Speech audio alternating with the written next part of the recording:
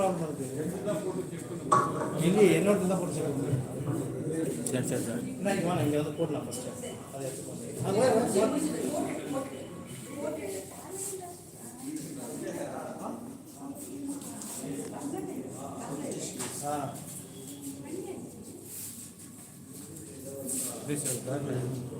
லைவ்ல இருக்கீங்க, அப்படி வந்துருங்க. உங்களுக்கு கேபிள் தானே ப்ராப்ளம் இருக்குது. இங்கே வாங்க, அப்படிதான் அது அப்படி எடுத்துரு. Thank you Jerome. பட்டிங் டாக்டர் அது கேட்டு தெரியலாம். First year MBBS. இப்போ ஃபர்ஸ்ட் இயர் எம்பிபிஎஸ். ஸோ இந்த பட்டிங்ல பட்டோம். We invite our working president Jay to present his paper. What it promises and what it can do. I request others to keep quiet. Kindly avoid phones. If anybody switch off the phone or vibrate mode. If anybody wants to talk, please go outside without disturbing the thing. This is a very serious session. People have come over the different parts of the country to listen, spending their time, energy, money, and so I request everyone to cooperate. First by not disturbing others, and then by participating. And most time will be given for discussion also. If there is endless, all of us are here, all of us are staying here. So after the session over, also that time also you can discuss about the same time, same topic in a different places. Okay, thank you. I will request the fullest cooperation from the Kalaimani first. No talking. Thank you. Good afternoon, everybody. I was surprised that my put in the beginning, but anyway, I hope that this paper will work with caution, because I am going to contradict some of the views which have been expressed in the base paper. The title is that AI, what it promises and what it delivers. First of all, let me caution you all, but we have not entered a qualitatively different stage with respect to knowledge society. We have not yet gone. We are still in the third stage of industrial revolution, where simple automation is going into a complex stage of automation. So, whatever we call now as artificial intelligence is glorified computer knowledge. So what is happening is that with all these LLMs, large language models like Meta, Grok, Google AI, they are repositories of knowledge. They are taking their information from repositories of knowledge and they are giving us, processing it and giving to us as new knowledge. So it is amplified third generation knowledge. It is not fourth generation knowledge. We should understand that. AI amplifies the biases that are built into LLMs, that is the present AI models. These biases are built into that because they are under the control of monopoly capitalism. They argue that capitalism will continue forever into the knowledge society, into the artificial intelligence. To make people believe that capitalism will be forever, they are giving a biased information to us. That we should understand. We should not take whatever is given by an AI, LLM, large language model, as they call it, as absolute knowledge. It is not machine's knowledge, it is human knowledge. Machines have not yet acquired the capability. Now, morning, one friend has asked a very good question. Machine intelligence. Let me clarify that machine intelligence. Machines cannot acquire intelligence on their own. The intelligence that is there in the machines is built by humans into the machines. As Marx has called it, embedded knowledge. That embedded knowledge we are now calling it as artificial intelligence. That is not the correct nomenclature. We have to understand that. Second is that a machine is not capable of emotional intelligence. I was telling this example to Krishnaji that suppose an elderly gentleman and a young lady, they come as a beautiful baby, the lovely baby. The mother or the girl will have a surge of emotions in her. Motherly love will come out of her on seeing the baby. She will show that affection. An elderly person will think of his children when they were young. But that long past. That means each person reacts to an event in a different way. There is no uniformity in that. Whereas in the case of AI, what is happening is that we are telling it how to react. And it is reacting like that. This is not artificial knowledge. This is only amplified human knowledge. So, we should understand that once we enter the fourth industrial revolution, that's a different subject, of course. We are presently in the third industrial revolution stage. And we enter the fourth industrial revolution. And humans become redundant.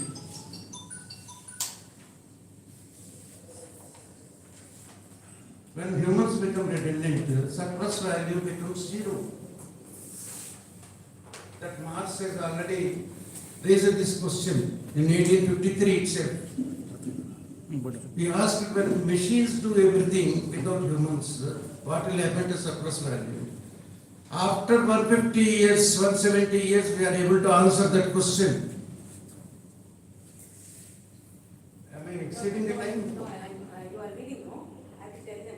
See, in your book, this one, no, his article is there, so you can follow it. Is it audible to all of you? Yeah, it is there. Okay. Yeah, just follow. So, the point is that the first, the knowledge that is built into artificial intelligence is embedded knowledge, human knowledge. So, first part that is made, first good or material that is made by the artificial intelligence without human interference will have surplus value. From the second copy onwards, its value is zero. There is no surplus value in that. When there is no surplus value in goods that is produced, capitalism has no meaning. It loses its meaning. Even that Marx has answered that. Marx has said that when the productive forces outpace the production relations and destroy the existing production relations, then the revolution is inevitable. Capitalism will collapse. Third point I want to mention is that we are calling artificial intelligence, these data centers. Chandrababu Naidu is fascinated by the 1 lakh crore Google data center at Vizag. 1 lakh crore. And it uses 1000 megawatts of power. What it does with the energy? That energy is used in the circuits and memories for storing information. So in a small space, when you dissipate an energy equivalent to 1000 megawatts per hour, the amount of heat that is generated is to be dissipated in the atmosphere. And where do we generate this power? By burning coal. So it's a big joke. Artificial intelligence using coal. So we should understand that this artificial intelligence, as we know today, is being controlled by corporates. And it is amplifying existing capitalist knowledge. We should develop alternatives to that. Thank you.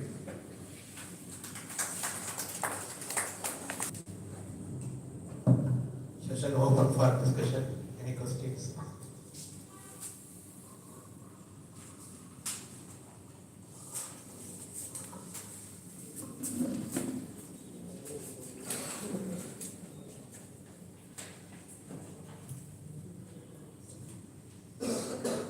Mr. Vijay Kumar is our not only our working president, he worked in DHEL and he has written so many books, almost more than several booklets for AIPF. He has given a book on unemployment for youth, and then he visited more than 10 countries. And then the solar energy, it is a field of his expertise. And if you read his books, you will understand how he can write so many different topics in a depth manner. So he is here, available here, and he always also you can not only in this topic, even in other different topics, especially energy. His alternate energy is very good. You can ask the questions also.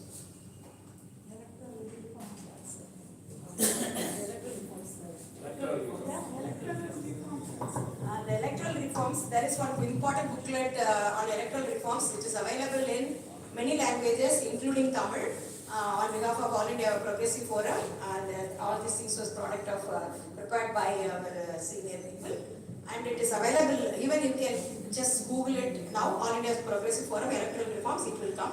You can download it, and I have requested our leaders to update it now, because after SIR and after this, it has become a little bit needs updation.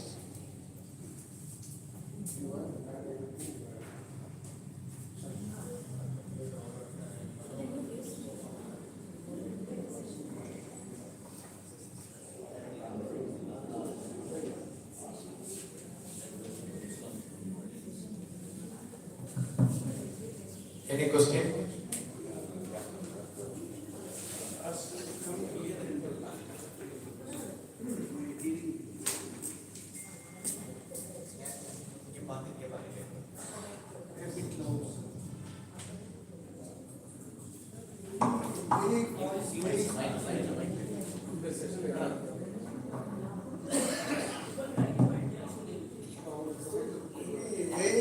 Policy framework in India. You are right. Now, technology driven world, China is the most advanced country. But China is first, then USA is first. What is the AI policy available in China? And it's so populated country than India, China. What is the positive step to create more jobs and prevent job losses in manufacturing and the productive industries? This we need. And what is the working class carrying role to contain these job losses?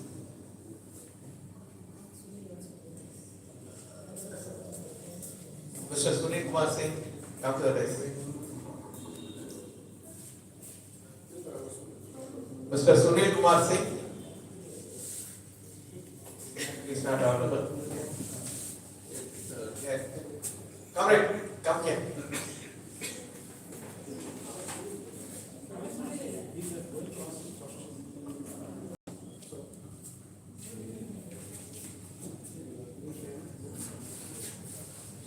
I think our working president is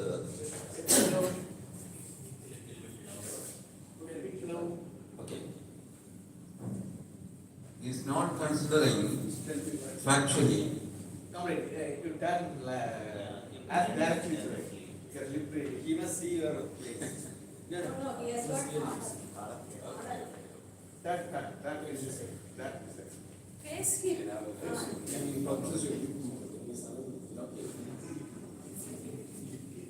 Now, regarding capitalism, what Comrade Yevma ji has stated here is far from truth, I think. Because right from the days of industrial revolution, capitalism is there. And it has gone through so many difficulties, so many problems, and it has surmounted on that. Even recently also, we have seen so many problems, so many issues they have confronted. The Great Depression in the 1930s and the global recession we have seen during 2007-2009, everything they have surmounted. And there is a quality of resilience in capitalism that we have to acknowledge. But very often we are undermining that. Particularly communists are undermining that. We are expecting that capitalism will collapse immediately. And thereafter only socialism will prevail. Such a thinking is there. But that is far from truth. That is not that feeling. Okay.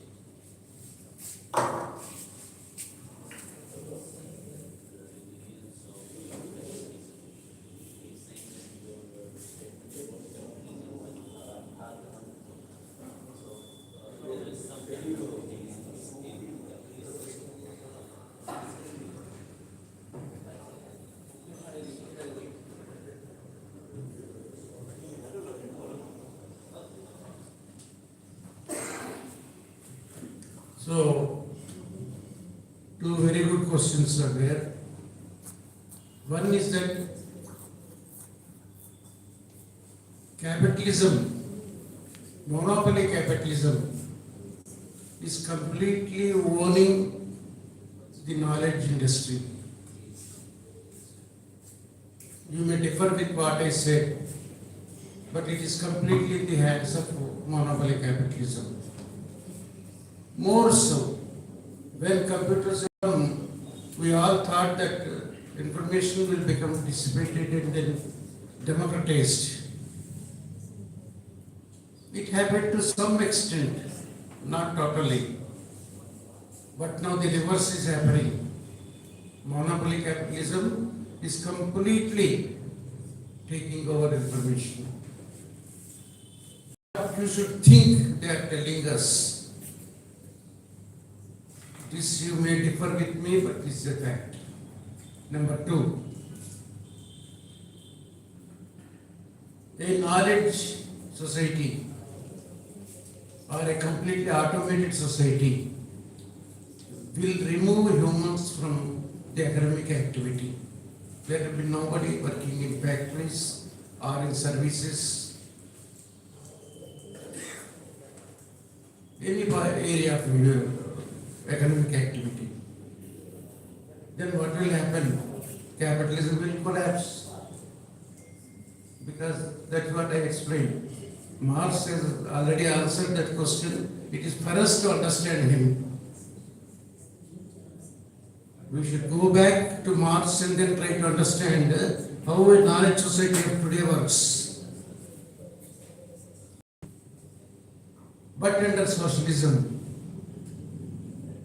knowledge will be used for the benefit of the human beings, not for profit.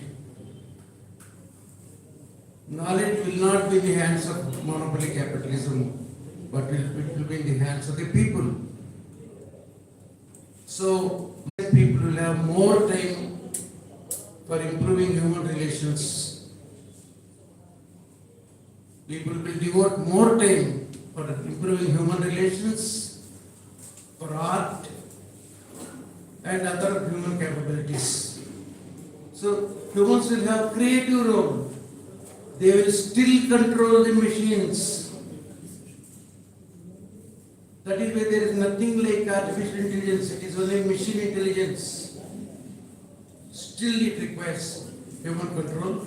In a socialist society, there will be no problem of zero surplus value. And people will be employed creatively in all areas of human activity. Thank you. China have any AI policy? China, I don't call it complete capital socialist society. Any AI policy? AI policy for China? Yes, they are doing better than capitalist countries. They are doing better than capitalist countries. Any method to stop the job loss? China is still having capitalist relations, so job loss is there. Thank you. Thank you, Comrade.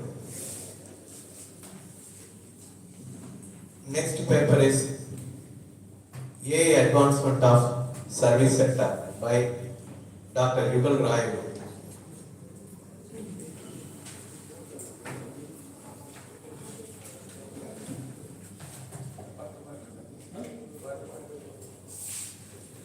Good afternoon, friends. What has been spoken in the base paper today, I'll continue with that. Artificial intelligence advancement in the service sector. There are 2 points I want to first mention. You see, anytime a new technology comes, there is a section in the society that becomes uncomfortable with it. It's not just today that we are uncomfortable with artificial intelligence or machine intelligence, whatever it is. 20 years back, many of us in the society were uncomfortable by the introduction of computers, not only in the general category. They opposed the introduction of computers in the banking sector.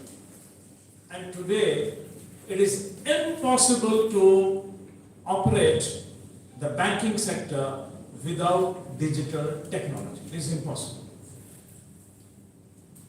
So, people had opposed computers.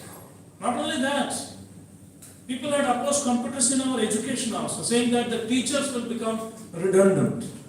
I don't think introduction of computer has even eliminated one post of the teacher. The decision was somewhere else, not the computer.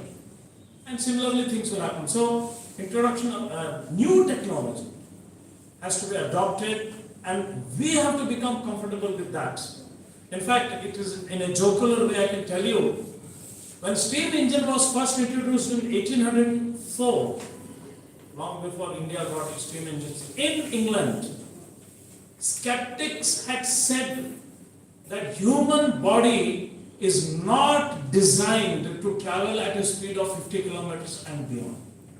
50 kilometers. They said the human bones will break. Not only that, some people said that pregnant women will have automatic abortions if they sit in those trains. Today, the trains are running at a speed of 600 kilometers per hour in China and Japan. 600 maximum speed, remember. Normal operation speed is not 600, it is 500, somewhere around that. But in a testing, they have taken up to 600 kilometers, maglev trains.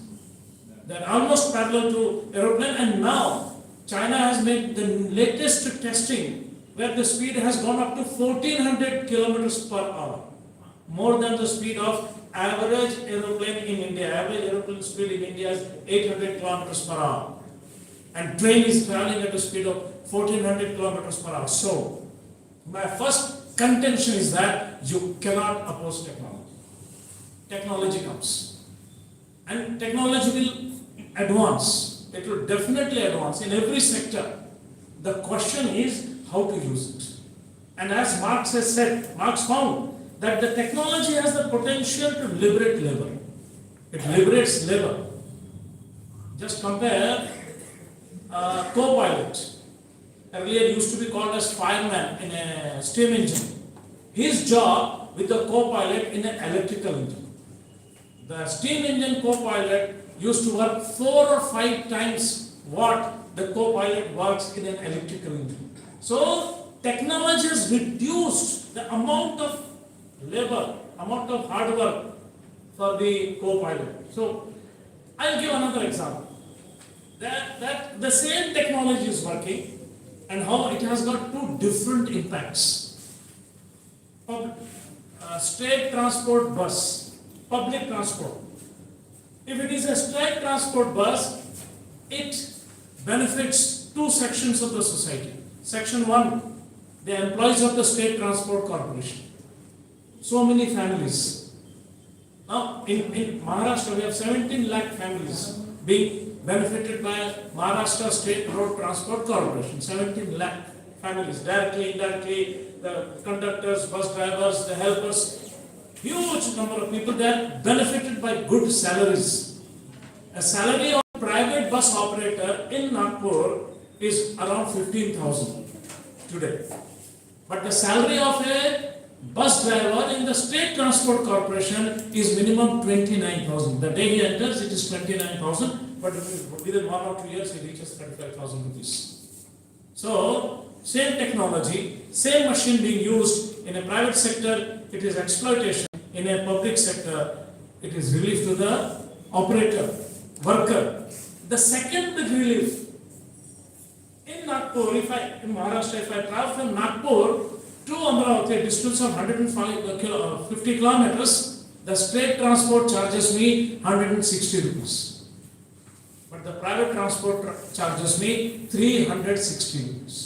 Same distance, same bus, 160 rupees, 360 rupees with the exploitation of the labor working in the bus if it is a private sector. It's not technology. You cannot oppose the better buses that are coming. Now we are getting air-conditioned buses. We are getting buses with washrooms. We are getting buses where food is served. So this will change. This will improve. We should not oppose that. And remember, by again theory of Marx, new technology brings greater relief to the working class. Not always. If it is in a capitalist society, the things will be different. I'll give 1 or 2 examples and the things will be clear. Banking sector. Now, some people were skeptical. Your own banking unions were skeptical. If the computers will come, there will be a big retrenchment. I'll tell you, not a single bank employee has gone home because of the application of the computers. Not a single employee. Why? Because of the strength of the trade union, All India Bank Employees Association. Simple. So again, what Marx has said, that if the unity of the working class is there, the capitalist class cannot touch you. So that strength remains. One thing. Secondly, now today Bank Employees Association is negotiating 5 days banking. Now today is 6 days banking. Now they are negotiating 5 days banking with all technology and all that. And what is the bank employers? The government of India is talking to make it 8 hours 50 minutes or 9 hours. The difference is about 20 minutes negotiation time. They are not asking 12 hours. And the minimum salary in a banking sector, public sector bank is 40,000 minimum salary. And the minimum salary and a beginning salary in a private sector bank is just 18,000 rupees with a 12-hour work. Will you go blame artificial intelligence? Again, it's who controls the banking sector. Now, after the artificial intelligence has come, or machine intelligence, whatever you say, what are the benefits? One, time. You imagine earlier when there was no core banking. Core banking is when different branches are connected through computer. It's called as core banking. There is a common computer and all the computers all over India are connected to that common computer. It's called as core banking. Anywhere in India you deposit your check, within 3 or 4 hours it can come to your account. Today, within 4 hours, the check will deposit your cash. Remember, before the computers were introduced, it used to take, these young boys and girls will not believe it, it used to take 21 days for a check to clear. 21 days for a check to clear. Today it takes not even 21 hours. It takes about 6 hours for the check to clear. So enormous amount of time is saved. Number 2, ease of business. You won't believe, since last 10 years, 7 years, I have not printed my passbook. I don't bother to print my passbook because all the transaction comes to my mobile app, mobile Yono app. So, and with that there is another advantage. There is total transparency. No clerk in the bank can hide what has happened to my account. Nobody can do it. I know what is happening to my bank, how much interest is gone, how much interest has come, who has deducted money, who has paid me, to whom I have paid. Total transparency has come. So this many advantages only because of computers. And of course artificial intelligence. Because artificial intelligence removed the operator from there, operator is working somewhere else. That operator has not been removed from the job. Try to understand, friends. His only job profile has changed. Job has not been eliminated because of the strength of the union. Otherwise, you go to any public sector bank, a branch may have about 20 people.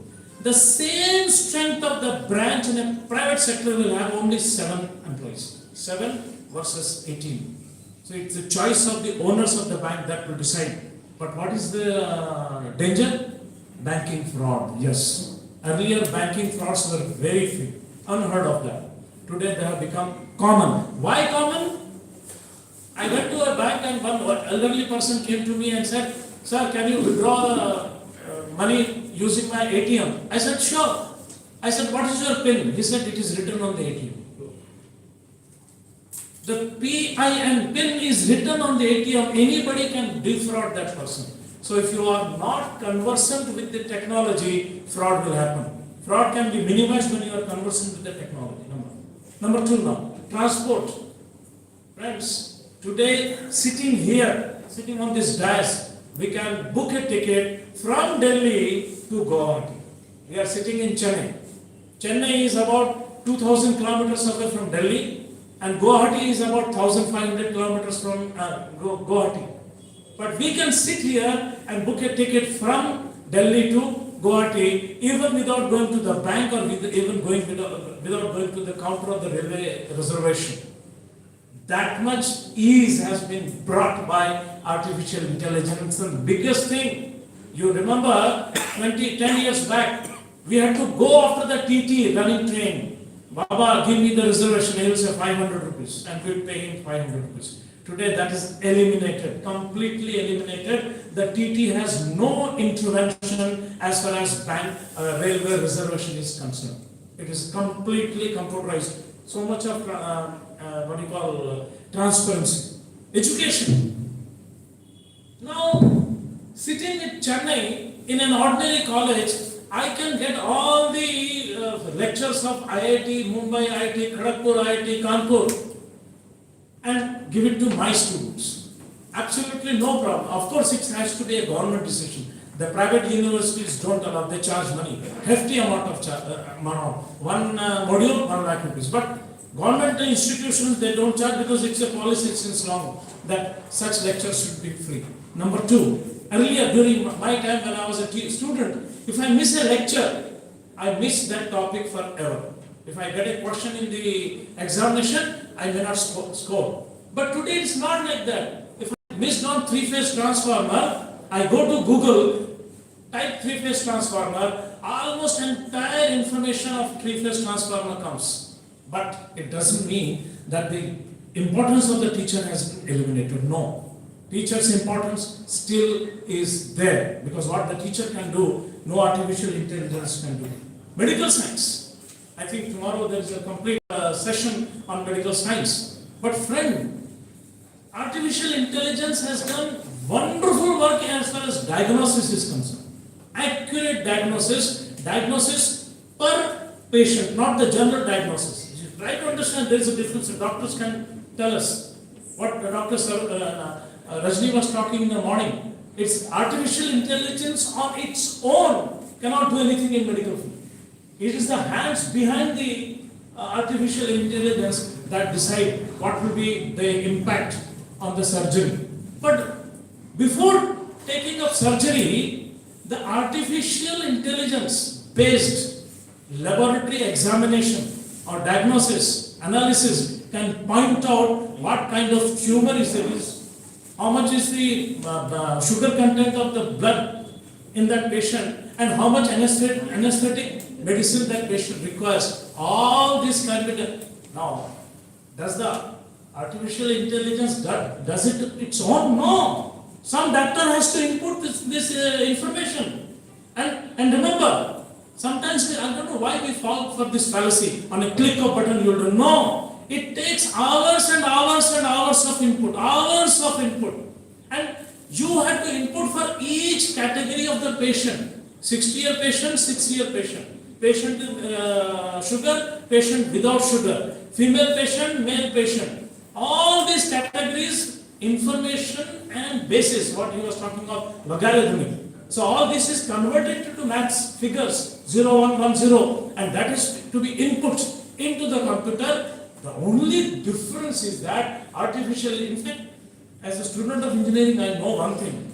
Artificial intelligence is not a sudden appearance. It is an unending process that started long back with digital technology. About 30 years back, when the digital technology started, that has come up to the level of artificial intelligence. It is not a miracle. It is a development of that software technology that has come to this level, and this will go beyond. So friends, what I am trying to say, that artificial intelligence in the hands of the owners, that decides the direction of development and the direction of the composition of the development. As Marx has said, the class that rules the country decides the direction of development. The class, today it is capitalist class, all the medical facilities are privatized and they are earning huge amount of profits. Bring the same system into socialistic system, the same technology, try to understand, the same artificial intelligence, the same AI robotic surgery will benefit millions of patients in India. So this aspect we have to understand. So our role, the role of the intelligentsia, the role of the common man, the role of the working people has not yet finished. Why are we waiting for an artificial intelligence and to change the society? The society will change when the people like you and I change. Thank you very much.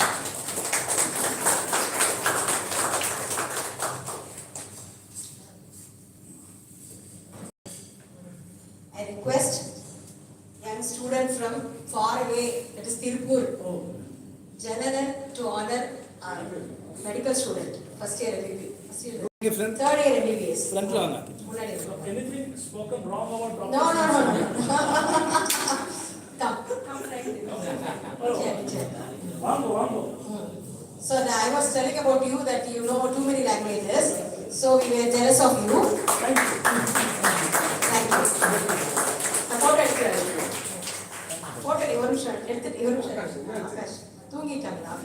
What is Janet in front of Jose? I am sandwiched between two great doctors. Yes. Jose? Okay. Thank you.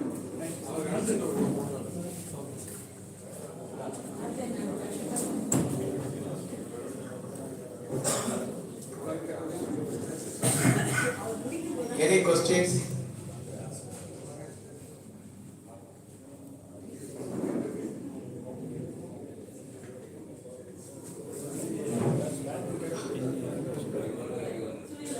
Come.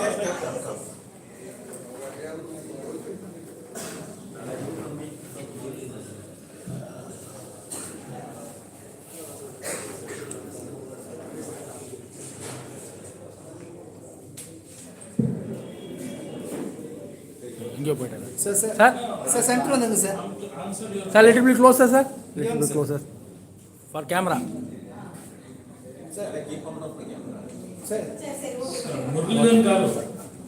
Sir, kill me softly.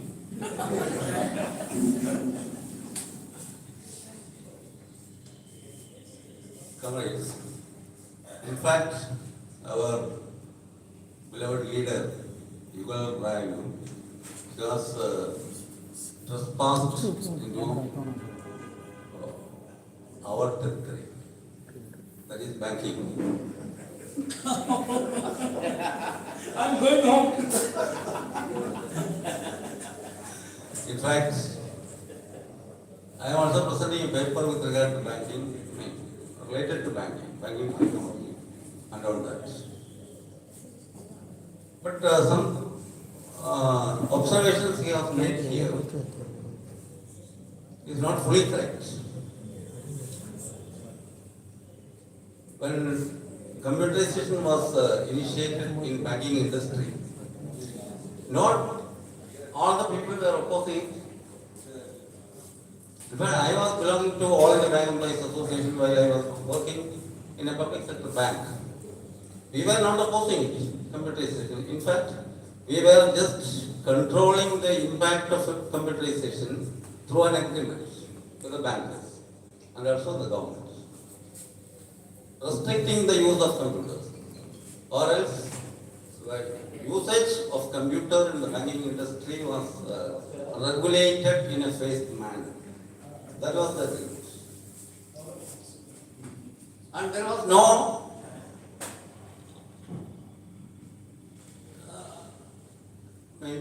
he said there was no casualty. In fact, there was. Because of the phased manner, the computerization or mechanization was introduced. The redundancy of the workers, that was delayed. That was delayed. So naturally, there was no need for any retrenchment or layoff. But there was no recruitment at all for a continuous period of 7 to 10 years. That is that not, job loss? We think it is job loss. So job loss was there, no doubt. Job loss was there. Okay, but at the same time there was a compensatory increase in the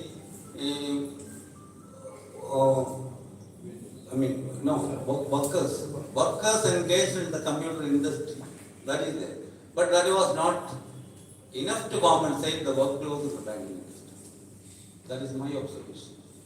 Second thing, that was possible only because of the interference of the union. That I accept fully.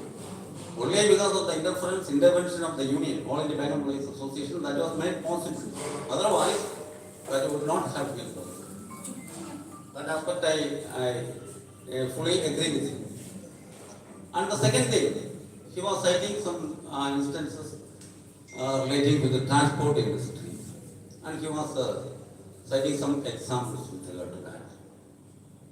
That was,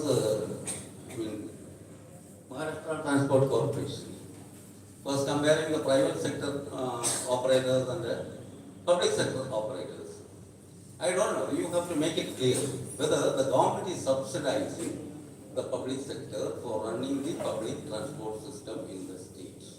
In our state, the government is subsidizing. The government is making good their role.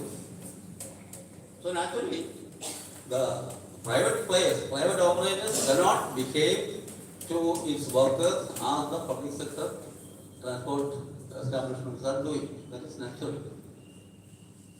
Here we should understand one more thing. So many airlines have failed in our country. So many. Particularly private airlines. And lastly, Indian Airlines or Air India, which was the public sector behemoths in the airline industry, that also had to wind up or sell out. Why it happened? Well, the government was subsidizing Air India to the tune of 50,000 crore per year. That is what I understood. 50,000 crore per year from the public sector. Correct. Question sharp. You should. Sharp question. Okay. This is all that I would like to ask him.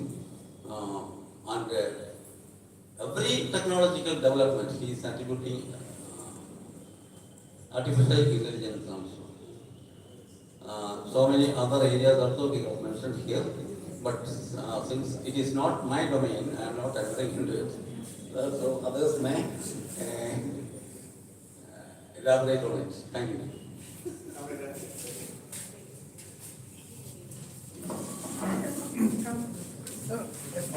Come, ma'am. Yeah. Next. No, actually, I want to say that Mic on. people lost the bank employees, they have lost their jobs. For 10 years, there is no recruitment, that I want to tell one thing. But another thing is, nobody is opposing that technology to come. Many people will welcome the technology. It's not that we all oppose the technology, whenever it is coming. But you should bring the society with equipped. When you bring this computer, nobody knows how to operate that one. So that training you are not giving, and then we are saying computer, we are bringing computer. There comes the opposition. Then the second thing I want to say, Google, you can search anything, but we know so many wrong information in the Google. What can we do that? Because that also we are feeding in the Google. When we get all the wrong information from the Google. Nowadays we have seen that history is being changed in the Google also. So all these pros and cons also we have to see in that when the technology is coming. Regarding this diagnostic, this thing we will discuss tomorrow. Yes, we will discuss tomorrow. And then gadgets, phones, yes, everything is in the phone. I agree that. And we know, seeing this during COVID, schools have given the compulsory they made a gadget, SIM phone. So people, they were not able to get, but still parents who are really laborers, they were going and giving, and they do not know how to operate. And you know what the children are seeing in the gadgets, and why the violence is increasing in the even childhood violence increasing. All these things, there are problems also through technology, but where is the control? The control should be there. For children should be there, should be a control. Our government should control what they are giving in the even statistics or accounts. It can also manipulate it. So many things are happening. Their control is not there. There should be control when the new technology comes. And as he rightly said, socialism, yes, there is a good control, then you can do. But we know how many statistics are being changed and manipulated. Even now government is giving. That's what I'm saying. Ayushman Bharat, 98% is digitalized in every patient is uploaded. But it's not truth. We know the doctors what they are saying and what they are crying. It's manipulated. This is just it.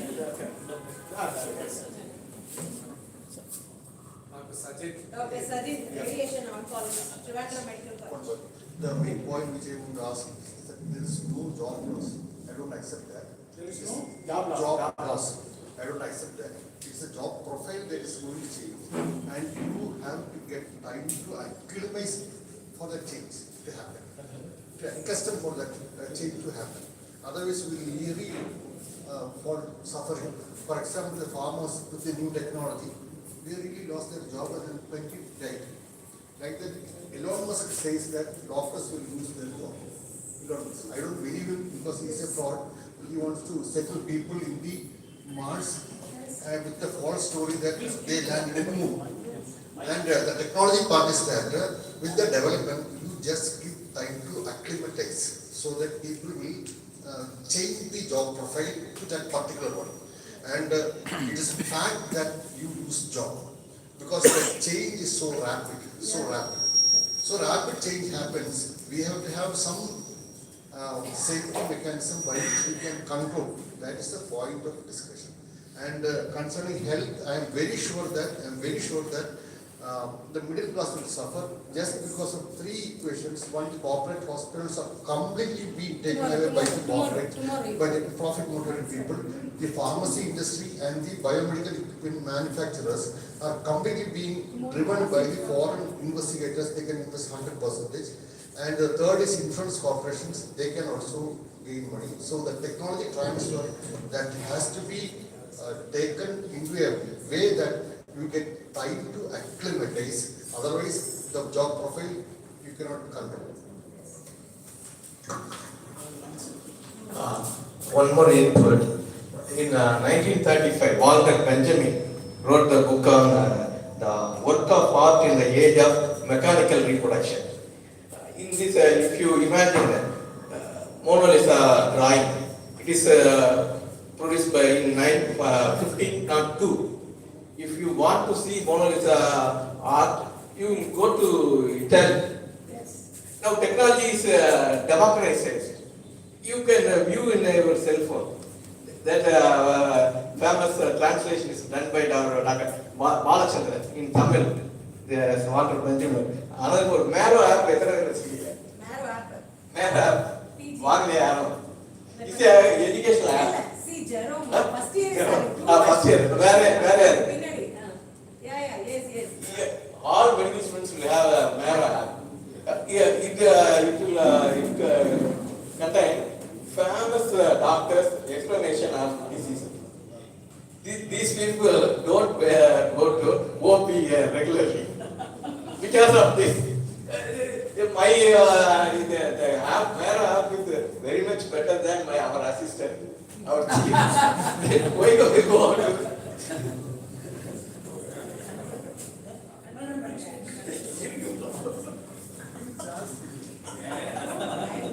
Sir, control. Regarding this, we are not against science and technology. We have to welcome that. In the capitalist system, definitely it is creating unemployment problem. Makes people, lot of people jobless. Bill Gates says, Bill Gates says that in 10 years, more than 80% of doctors they will lose the job. More than 80% of teachers they will lose the job. Even now, this Google and other apps, AI apps, they are giving better results than doctors. In this about retina and other things, they are giving.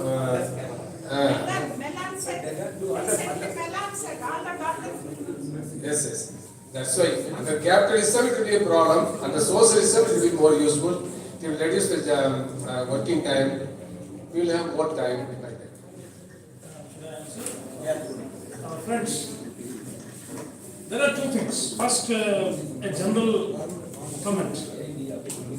Dr. Sajid has said the society has to be prepared to acclimatize with the change. And what is the method? By total literacy. No, not only that, sir. A society in Kerala adjusts with the change better than the society in Uttar Pradesh. Because the literacy in Uttar Pradesh is 16%. The literacy in Kerala is almost 100%. So without basic literacy, when you don't have basic literacy, how are you expecting computer literacy? It is unimaginable, it is illogical, it is irrational. I hope you understand what I am trying to say. In a country like India, we have different levels of education, different levels of development. Its diversity is not in terms of cultural or linguistic. Its diversity is also in terms of development. So, you cannot ask a village school to be computerized. It is senseless. The village school needs blackboard. The village school, first of all, needs a teacher. A village school needs a toilet for girls. I hope you understand. So, we have to decide the priority, and technology will not decide that. Technology cannot decide that priority. I'll give an example. Dr. Sajid will agree with me. During COVID, the government of Kerala had declared all the primary health centers in Kerala as COVID centers. Yes or no? So what was the impact? There were maximum number of registrations of COVID in Kerala. With what outcome? Minimum number of deaths because of COVID in Kerala. But Adityanath, the Chief Minister of Uttar Pradesh, what did he say? Look at Kerala. A left route states so many corona patients. Arey Baba, in Uttar Pradesh, you don't have primary health center where the patient can go. When the primary health center is not there, the registration will not be there. And when the registration is not there, you declare only 1,000 patients. And Kerala is declaring 10,000 patients. So you cannot compare this registration and call Kerala as an underdeveloped medical state compared to Uttar Pradesh. Try to understand what I am trying to say. When you have a socialist government in Kerala, I call it a socialist government because they call it socialist direction. They had the courage. No, sorry. I take back my word. So I'm afraid of Kerala top guns. So and that is violence. So friends, what I'm saying, two models were compared: Kerala medical model and the American medical model. You know, in America, people were afraid to declare that they have become corona patients because it will cost money. The families would keep the corona patients hidden in the house.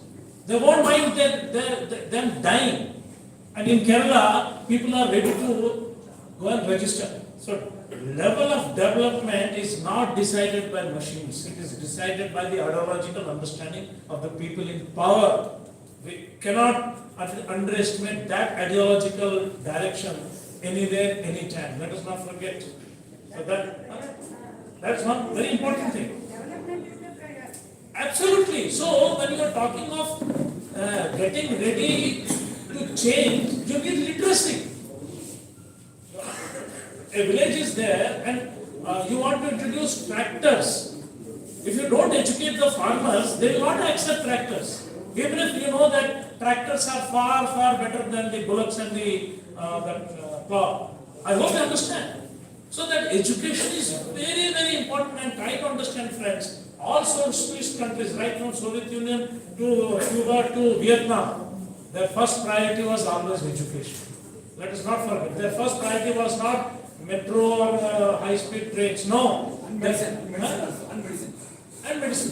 But even before medicine, they had given top priority to the schools.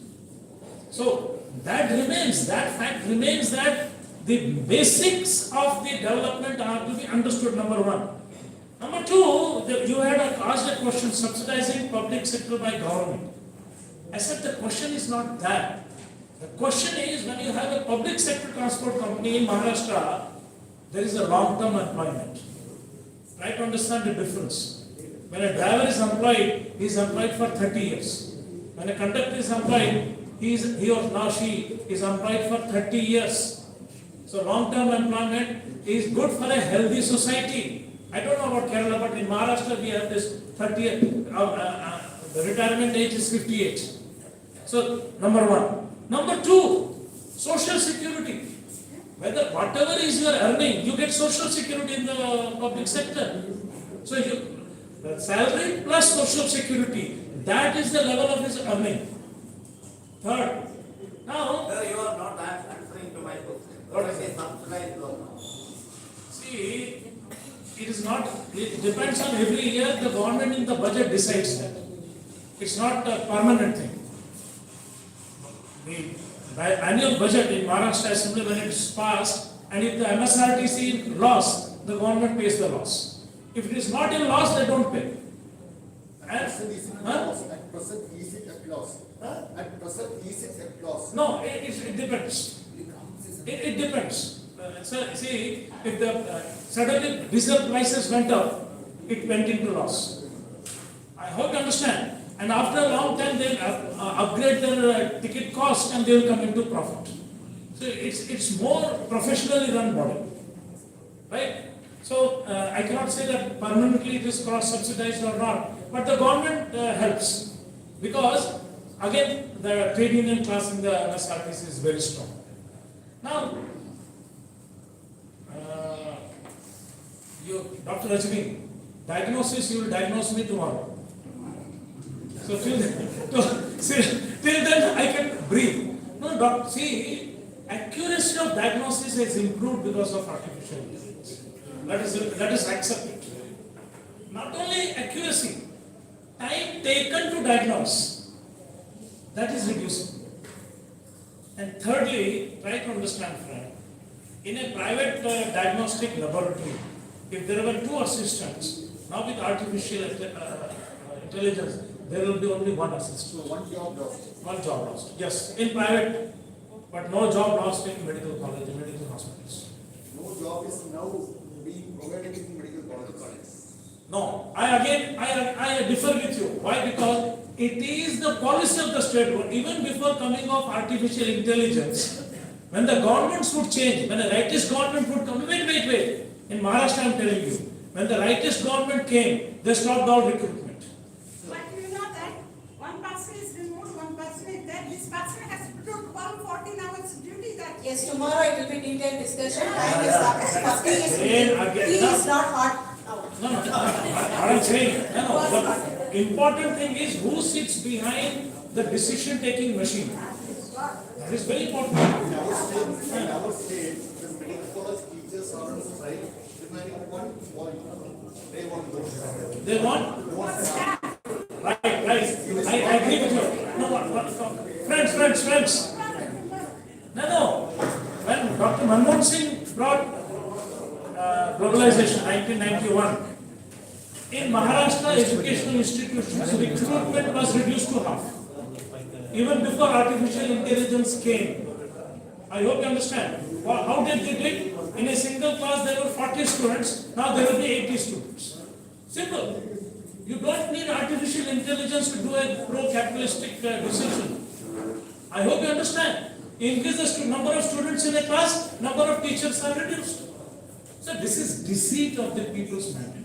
It is a dishonesty on part of the ruling class. And that, in a democracy, we have to decide. Another thing, in Netherlands, yes, young minds, I want to tell you. In democracy, we are not deciding who should rule. But those who are in the power, they will decide who should rule. Anyway, that's not an issue. Netherlands, friends, when the Kindle books came, Kindle books, you know? Netherlands brought Kindle books into the school. Netherlands has the best school curricula and the best school infrastructure in the world. The best in the world. Netherlands. Free education up to 12th standard. Now when they introduced Kindle books and mobile apps for the students, they found that within 2 years, the original thinking of the students was gone. No, that is what I want to say. It was gone. They are coming back. Not only that, they found that the students were not ready to write original essays. They were not able to write an essay. Third, they were not ready to write a proper letter to the parents. My dear Papa, my dear Mama. No, they could not distinguish a letter to Papa, letter to general manager. So Netherlands, after 2 years, withdrew all the Kindle books. They banned mobile phones in the schools. Today, Netherlands has gone back to the paper and pen. So, what does it mean? If you have the guts, if you have the proper understanding, you can check the wrong side of that technology also. Netherlands has not banned Kindle books. No, they have banned them in the schools. Like Australia has taken a decision now, mobile apps not for people below 18 years of age. It's a big decision. It takes courage to decide. So again, it comes to who is deciding. Now, I'll tell you about change, Dr. Sajid. In my college, when this new technology, new boards came from chalkboard to whiteboard, many of the teachers opposed it. Can you imagine? In a college, my college, they said, no, we are used to only blackboard and chalk. We are not used to whiteboard and pen. So they opposed it. Forget about computers. And another thing very surprising, half of the teachers in my college at that time were not ready to teach through PPT, PowerPoint presentation. They were afraid of making a PowerPoint presentation. Technology is there. Today we know that without PowerPoint is a wonderful tool for teaching. But some of them were not ready, mostly from RSS background. They said, Guru Shishya Parampara. So they were not ready to do that. I wish to tell you that technology is a two-sided sword. How to use it, who will use it, and for whom it is being used, that is the most important thing. So ideology comes, the direction of thinking comes there. Thank you very much for asking very tough questions. Thank you. Thank you, Dr. Indra. He's a best teacher awardee. He's a retired HOD, Dhanpat Senior Secondary College, Nagpur. Thank you, sir. RSS basic. RSS college. RSS college. He fight Hindutva ideology during his work. I thank Dr. Aram and Amit. I request for the different target way the daughter of Dr. Aram, Dr. Medical student Tamil has come from Stanley Medical College. She is doing pre-final care. So this is to our General Secretary. We are telling we are coming out with the next generation AIPF products. Okay. So now, so father is getting. So Tamil to Dr. Aram. And in Tamil Nadu, Tamil is the name of the language. In Tamil Nadu, we keep a name of the person as the language name itself as a person's name, and that's the beauty of land. And I thank Tamil for that. And I give the title to Dr. Aram as the liberal chairperson for allowing everyone.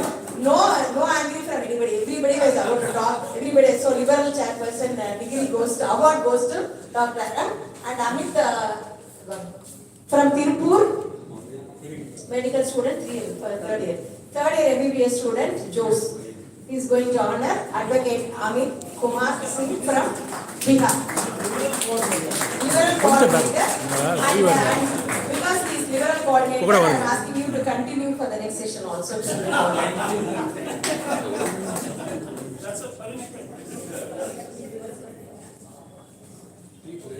this is actually 10 minutes only for tea break. Actually, I wanted to have an introduction session because Dr. Sajid has come. Morning he did not come, so he came now, and he's a radiation oncologist. There are so many brilliant people are here. Comrade is there.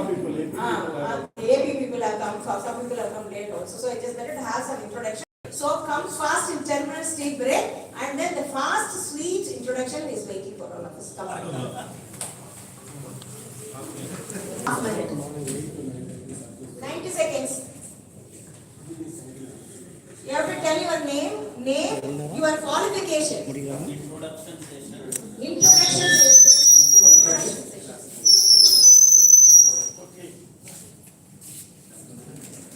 I am Vijay Kumar.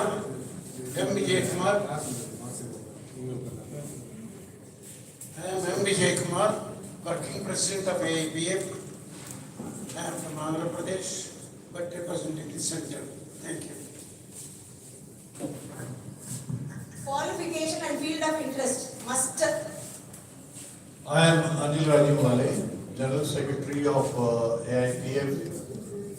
I had the opportunity to work closely with Dr. Sanjay Vishwas, and in the last days he asked me whether I can spread AIPF to the North Indian states where it is very difficult because of a number of things, problems, Silence. build an organization. So after that discussion, we formed units in Punjab, Haryana, Bihar, UP will try it, and a few other things.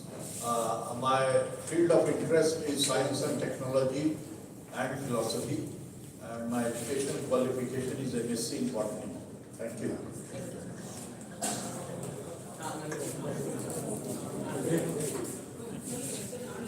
Dr. G.R. Ravindranath, General Secretary, All India Congress of Tamil Nadu. And I was the General Secretary of All India Medical Foundation Tamil Nadu during my college days. I said Tanjore Medical College, MBBS. After that, I finished ophthalmology in Government Medical and Madras Medical College. So I didn't practice that. But the past few years. Yes. No. since after the completion. Okay. So, husband of. So it is getting, actually the live it is going on. I told Dinesh not to give any link to anybody because all these things will go. So we have to, live is going on, but the link is not shared to anyone because to edit all these things. I am Dr. Shanti because our students, they told that they don't know me. I am a gynecologist and I have done my MBBS from Tanjore Medical College and a post-graduation in obstetrics and gynecology in the same street. Opposite is the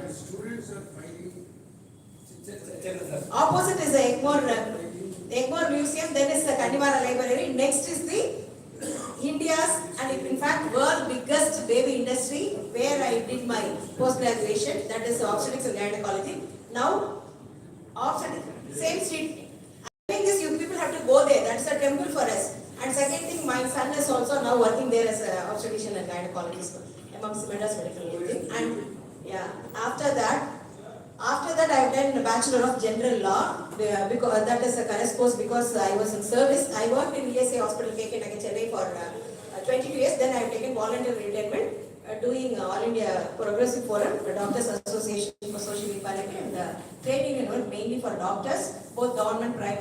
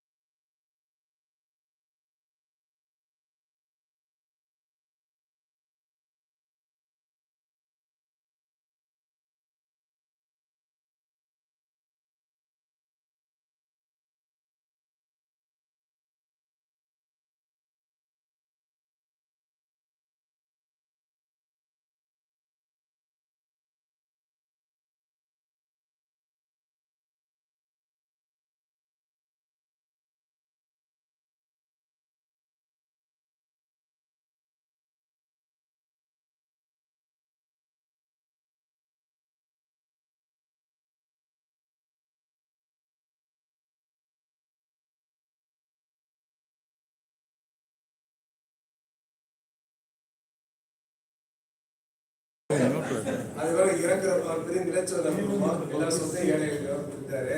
அவருடைய கடைசி உடவுகளை கூட இருந்த துணிமணி books எல்லாத்தையும் கூட ஏழைகளுக்கு கூட சொல்லிட்டாரு. அவர் பேர் சிஆர் ப்ரொஃபஷன் இருக்குது. அவர் டேரக்டா இருக்காங்க. அவங்க I am Dr. Ramesh, consultant anesthetist and the head of the department, Apollo Hospital. I did my PG in Stanley Government Medical College. I am the treasurer of DASE and member since 2004. Treasurer of Doctors Association for Social Equality, and a member of AIPF, CPA, and a member of DASE from 2004 since my first year MBBS. At Trichy Medical College. My area of interest is science and technology. Thank you. Sir, admin. So tomorrow you will tell about his corporate experience.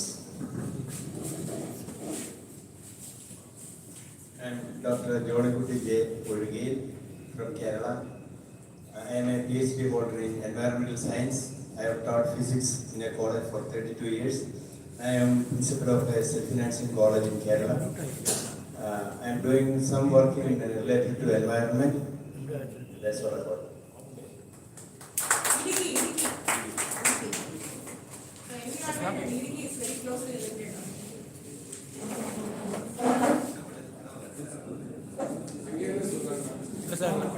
Sir, lighting room at I am Dr. Lavima Sebastian, a retired professor, research guide at Mahatma Gandhi University, research guide in mathematics at Mahatma Gandhi University.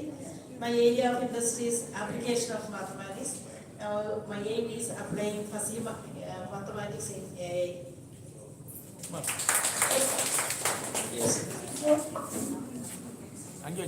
அங்கே தான் lighting இருக்கு. Lighting face வழியாக தெரியும். I'm Krishna and just now I'm bringing out CPI Central on New Age. And among my other things is that I've done my MPhil from JNU and then I went to Moscow and there the Institute of Social Studies. From there I did philosophy. I studied philosophy. And philosophy is my, you can say that it is my life and everything. I love it right now. And I love to teach it also. Now, one thing I want to say, that you all know that Babri Masjid was demolished in 92. And the poison tree was planned by RSS in 1949 in Ayodhya. They planned from all over the RSS people, the head office and all that. From there they got the instructions, the group. Just after Gandhiji ka murder to nahi was it? 49. So that time they planned a major action, and that action was they very surreptitiously entered the Babri Masjid and in the midnight and entered the main hall where they do namaz and all that. And in that hall they placed Ram, Sita, Hanuman, everybody. And in all colors they wrote their names. And after that, as the morning was coming, dawn was breaking. That time somebody was engaged in bringing out leaflets, and they spread that leaflet that God has appeared in Babri Masjid and there should be a temple here. And that demand was raised, and the Chief Minister of Uttar Pradesh, he promoted it like anything, and entire RSS was engaged in this war, and they have hidden the fact that they had placed Rama's idol there inside. That book was written by me and by my brother, and that became very popular. So our General Secretary Anil Rajumale is happened to be the husband of Krishnaja.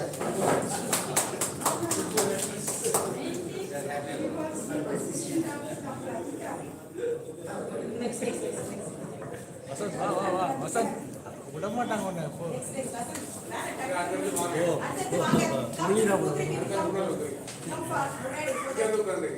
Good evening, myself Dr. Rasil Bashir, completed my MBBS in Philippines.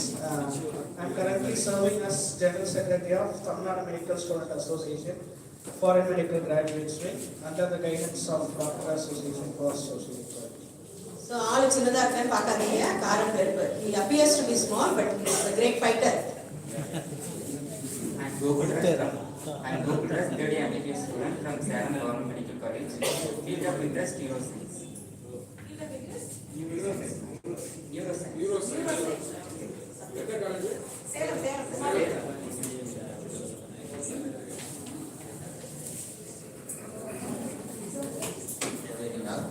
I'm Abhinav from Madurai Medical College, final year MBBS student. And my field of interest is neurosurgery. I have wrote some books, 2 books in Tamil. One is Tamil poem and one Tamil novel, and a book on forensic medicine. That is the simplified version of a standard book named Radiation Fields, and the name of my book is Theoretical and Practical Introduction to Forensic Medicine. And that book was published in my college by Dr. Ravindranath sir. And Dr. Arun. Yes, and Dr. Arun sir. And I love traveling, and my main field of interest is reading some philosophical books, and that's it. Thank you.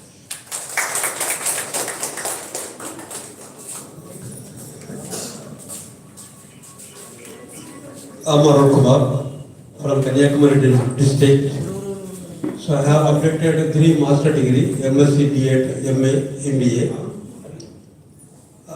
I have been for 15 years Vice Principal cum NSS Program Officer of Arunachal Pradesh. I have been received the Government of Arunachal Pradesh 3 state award, and the Government of India gave Indira Gandhi National Award. So for the best program officer award. That's all. So one row, one the faster முடிங்க. So the time also we will see. My name is Divesh. I'm studying final year MBBS in Pudukode Medical College. I'm field of interest.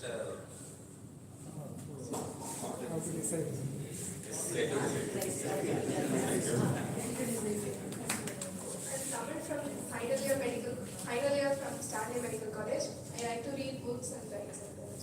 Final year MBBS. Final year Good evening, Honda. My name is Akash Kalayarasi. I'm doing final year MBBS in Pudukode Medical College. My field of interest is doing modern theatre drama. Thank you.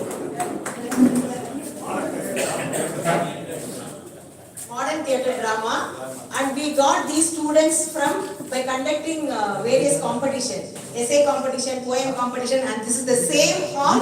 We have given so many awards to these students, and because we want to learn more from them, and we are learning from them. Good evening, Honda. My name is Pawan. I am a third year MBBS student from Tanjavur Medical College. My field of interest is neurosurgery and quantum physics. Hello. Revolutionary greetings to all. Myself, Comrade Amir. I am from Mumbai, Maharashtra, and currently serving as a All India Student Federation Maharashtra State Joint Secretary. I completed my MCom, MA Sociology, MSW, Post-Graduation Diploma in Human Resource Management, and currently pursuing PhD in Sanchar Committee report and current Muslim higher education status. Area of interest is activism and constitution, gender and masculinity. Good evening everyone, myself Kausalya S, studying MBBS first year on Government Medical College, Pudukode. Field of interest is not decided. Honest. Good afternoon everyone, I am Nityashree. I am a first year MBBS student in Pudukode Government Medical College. And I would like to be a good oncologist. I'm Panisha from doing the first year MBBS in Pudukode Government Medical Medical College. My field of interest is cardiologist. Good evening everyone, I am Jerome Amanat J from Tanjavur Medical College doing first year. I want to be a neurosurgeon in the future. My interested fields are poetry, writing poetry, reading books, and I am an 8th grade piano player.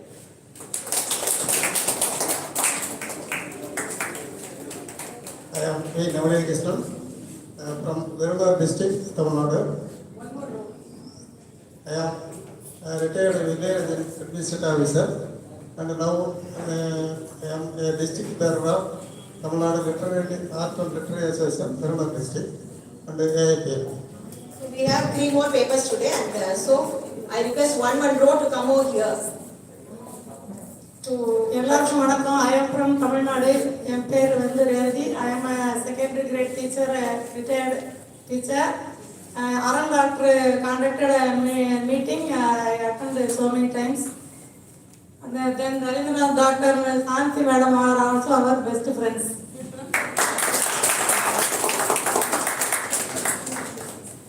One more row, please come. Good afternoon, comrades. I am K. Suresh Babu from Kadapa district, Andhra Pradesh state. I am working as a teacher in high school. From 10 years onwards, I am participating in the All India Progressive Forum activities. Thank you.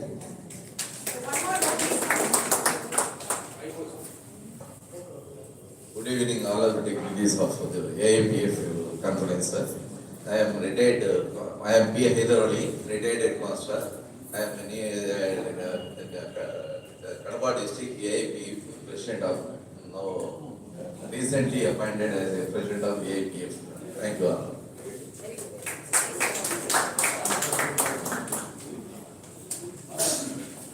Good afternoon. My name is Vinuti Anthony. I am from Kerala. I am working in General Education Department in Kerala. Then AIPF Education District Committee, District Secretary. Thank you.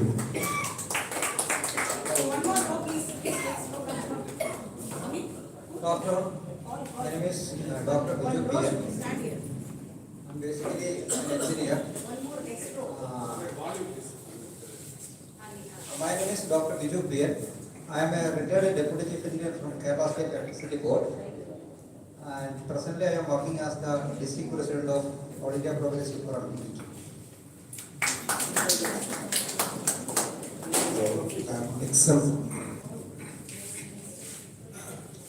I'm Nixon Gopal from Kerala. I'm a facilitator of TCI, which means Team Center Interaction. I'm a facilitator of MG3F facility, for the senior citizen. That's a movement locally. Thank you so much.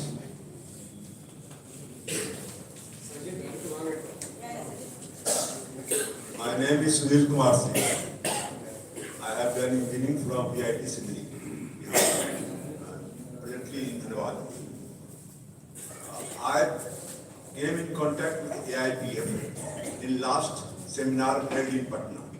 That I was very confused that what they are doing, because I am from student life has been associated with the left movement.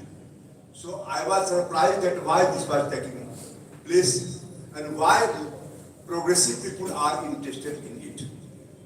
But I always read the Marxist books and came in contact with Gramsci's line. Challenge of modernity is to live without being disillusioned. This was said. Then we have came to conclusion that this should happen and people should know about the real thing of this technology and this new coming. Then I became active. I also came here with the same aim to learn something about it, and I am learning very important things are taking place. Thank you. I am from Kerala. My name is Sunil Narayan. I am an ordinary man. I have no academic qualification in any subjects. but I was doing as a journalist. Now I have written 6 books. Now I am writing 2 books. One is Renaissance and RSS. Then another is my autobiography. A father told to son. My running business is a bookseller. 4 books going on. One is 2 books is history. One is political history, the revolutionary prime minister, and the vision of Idiki. Then some literary articles. That book is submitted in Kerala University for academic career. They rejected to my books. That is my award. Now I am an observer of social activities. That's all.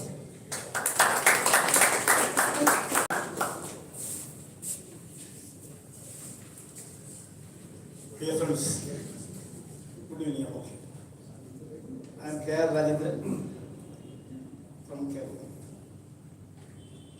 I am a journalist. It's a little bit closer, sir, Mike. I am a journalist, but also a writer and a social worker. So many qualities.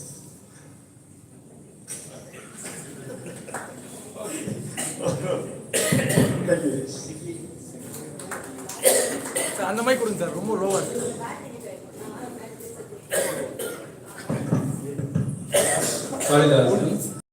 All India President, Paramedical Lab Educational Welfare Association, and also CPI member.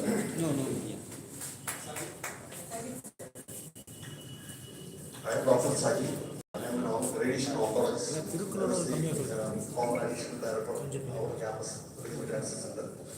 And I am from Kerala. I am the General Secretary there in Kerala.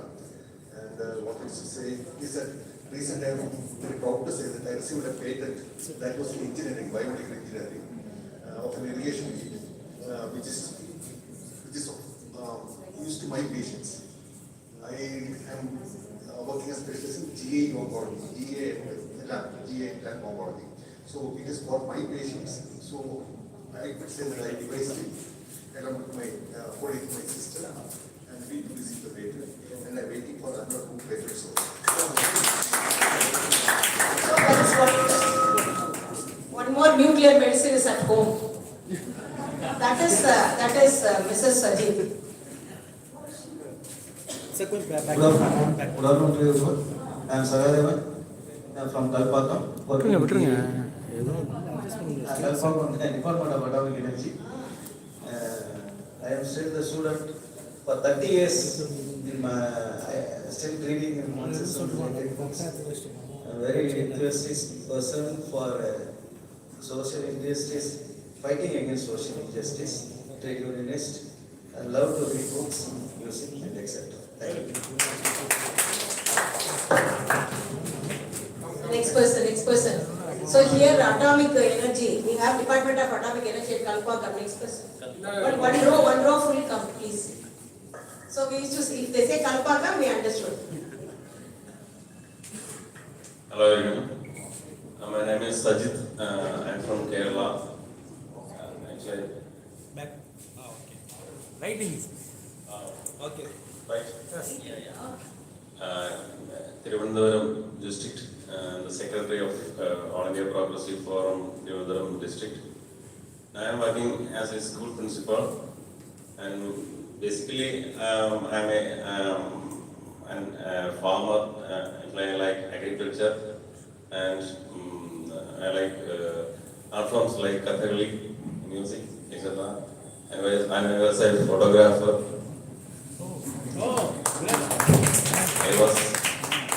I was a bus conductor also. And before that, and I was something like what do you call?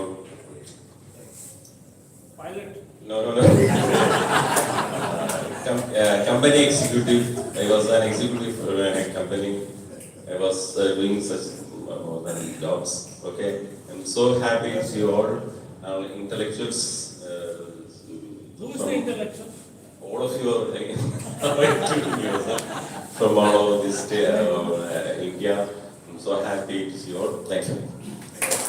Tamil Nadu bus conductor means we remember only Rajinikanth, so great. So don't think, and then most importantly, all are afraid of photography. Yeah. What about Kathak? You are a Kathak dancer? No, it's Kathakali. Kathakali is art form yes, it's art form from Kerala. No, I'm not an artist, but we have an organization that is promoting such art forms. Yes, yes.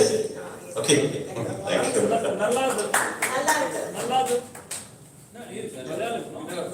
मैं बिहार राज्य से हूँ। मेरा नाम रामविलास शर्मा है, Samastipur district Bihar से हूँ और क्वालिफिकेशन मेरा बीए है। पेशे से मैं LIC DM क्लब मेंबर हूँ और AITC राज्य के सचिव हूँ और जिला एटक के महासचिव हूँ और CPI से मैं डिस्ट्रिक्ट काउंसिल में हूँ और खेती का काम करता हूँ। बस मेरा मेन पेशा है। So farmer Others, is a please trade come. unionist. Bhagavat, thank you And so he's a much. party member. Very useful, sir. This is the problem. ஒரு row full-ஆ வந்திருங்க, so that time will be saved. So we have 3 more papers. Good evening. I am from Kerala. I am Nabidas, working as a manager of the Kerala Bank, Palakkad. And after retirement, the Progress for Palakkad District Secretary. And I am also an agriculturist in Pilomba. And I like to traveling and music, etc. I am very thankful to everybody. I am very proud of you. You are the total intellectual people with you. Thank you.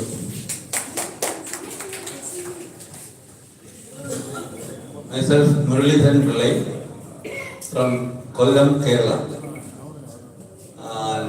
I was actually working in a bank, State Bank of Travancore, for almost 35 years.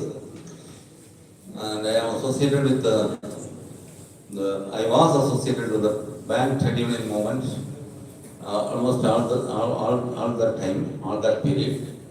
I was a central committee member of All India Bank Employees Association for a long time and the general secretary of SPT Employees Union, that is an all India organization. And I have studied physics as well as law. Okay, myself is engaged presently in some sort of trade union work. Presently, I am a working president of ITEC Union, IT and Allied Employees Confederation, a trade union of IT employees, IT and Allied employees. Thank you very much. It is a brilliant correct. Murali is the working president of AIPF Kerala also. I am SM Najib from Kerala, Pathanamthitta district. He was a I'm a retired bank manager of Kerala Bank. Formerly it was Pathanamthitta District Cooperative Bank, where I worked almost 37 years. I have been a frontline worker of All India Bank Employees Association in my district, in the entire service of my banking job. Now I am the South Zone Secretary of All India Progressive Forum in Kerala, as well as in the Senior Citizen Service Council, as State Office Bearer, and also the Kerala Bank District, Kerala Bank Retirees Association District Secretary. Loves Malayalam, Tamil, Hindi, film songs, and loves to play cricket. In my younger age, now I am watching cricket and sports events and films and OTT platforms web series. Thank you.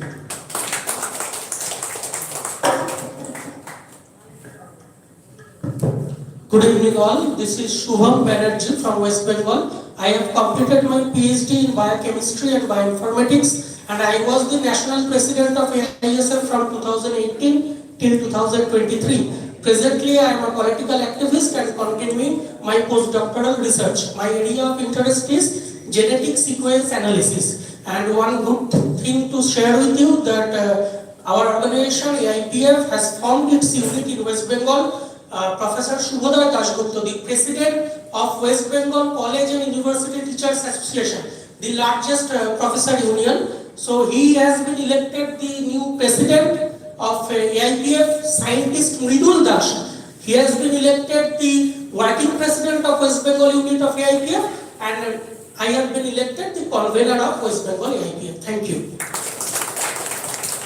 You know hammer, just after the session, you ask him about hammer. After the session, ask him about hammer. Good evening, Wanda. My name is P. Vardhani. I'm studying second year MBBS from Pudukkottai Government Medical College.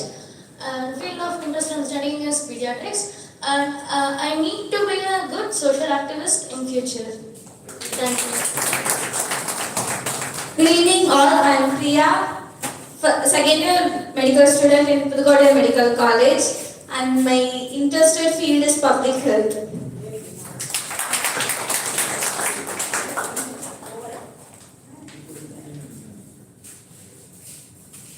The Andhra is yet to come.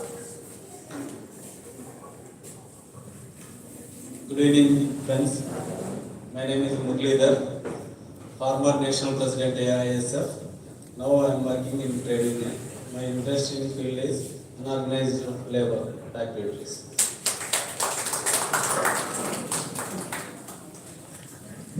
Good evening, comrades. My name is Vijay Bhaskar. Basically, I am an advocate, but I settled in construction field. Previously, when I was a student, I am an activist in All India Student Federation. Present, I am also one of the office bearer in the AIPF. Thank you.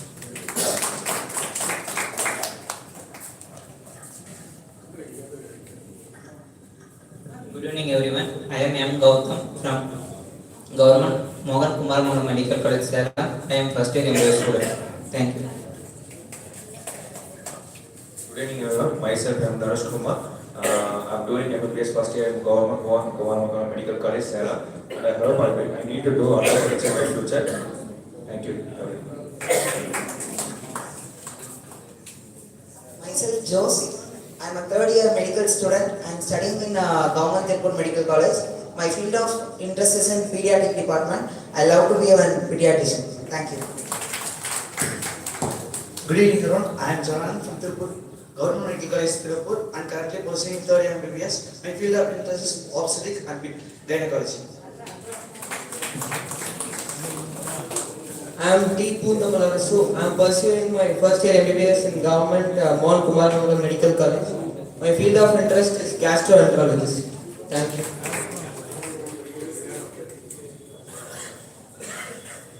எல்லாருக்கும் வணக்கம்.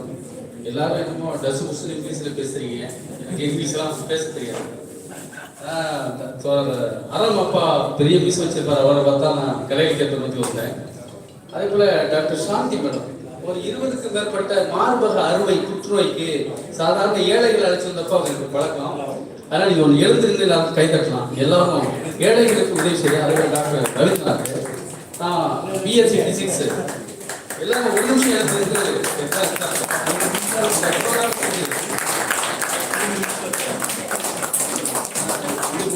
இன்னும் இந்த இளம் மருத்துவர்கள் எல்லாம் love பண்ற காலத்துல ஜாலியா ஊரூரா சுத்துற காலத்துல இது போன்ற ஒரு அறிவு நிகழ்ச்சி வளர்ச்சி வந்து உங்களை மேடை ஏற்றி நான் ஏழைகளுக்கு நான் உதவி செய்வேன், அறிவுபூர்வமான இந்த ஏஐ டெக்னாலஜி பயன்படுத்தி ஆர்டிபிஷியல் இன்டெலிஜென்ஸை பயன்படுத்தி நான் இன்னும் வளர்வேன் அப்படிங்கிற ஒரு ஊக்கத்தை கொடுத்துக்கிற இந்த அமைப்பை சார்ந்த அத்தனை தலைவருக்கும் தமிழ்நாடு கலை இலக்கிய பெருமன்றம், நான் இந்திய கம்யூனிஸ்ட் கட்சி சார்ந்த ஒரு உறுப்பினர் என்ற முறையில் நான் நன்றி செலுத்த கடமைப்பட்டிருக்கிறேன்.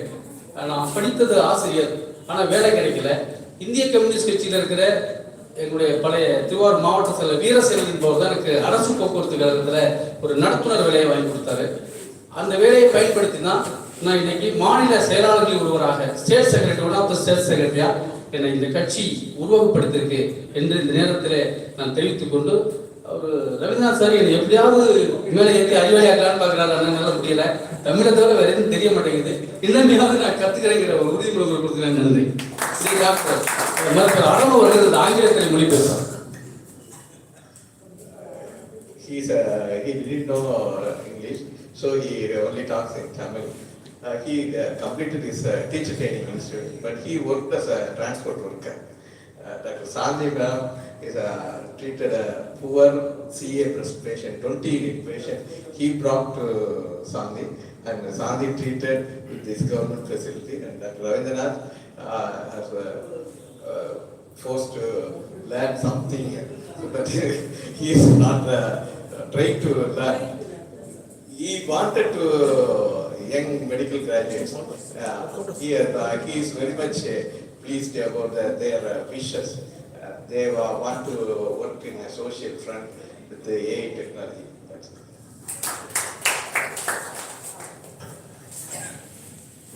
Good evening, friends. I'm Dr. Kshetrapal. I completed PhD in 2014 in SV University. Now I'm working in AIPF, Andhra Pradesh State Committee, as a Assistant Secretary. Now I'm in Vizag. Present my job is freelance challenges. Thank you. And next seminar at Visakhapatnam. I'm not saying that. I'm not announced that.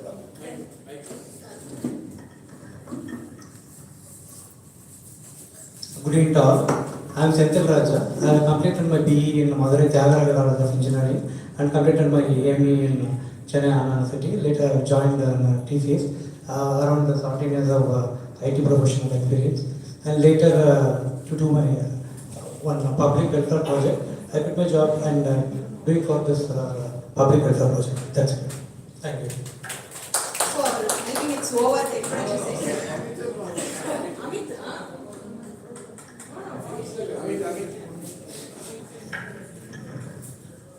So I think I was introduced. So my name is Amit Kumar Singh. Initially I was activist in AISIS Bihar, right?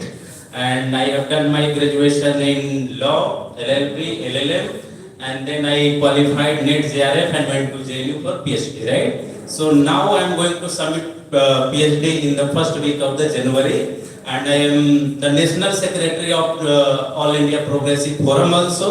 And I am also convener and coordinator of Delhi, AIPF Delhi State. And here I am with you. Thank you. So thank you. I think the introduction session gave what is AIPF, what are all the members of the AIPF. This is just a sample, a tip of the iceberg, because only few members have come over here. Many could not come. Our General Secretary rightly said due to personal reasons. Many great people of AIPF could not come over here. But this, I think all the members with the students who have come here will go there to our place and develop AIPF to the next level, and that is one of the reason of this introductory session also. So for time constraint, we are going to the last session of this today, and Dr. Rajini will be the chairperson, and Advocate Amit Kumar and Mr. Venkat Ramana will be the coordinator, and there are 3 papers, and we will try to make it time.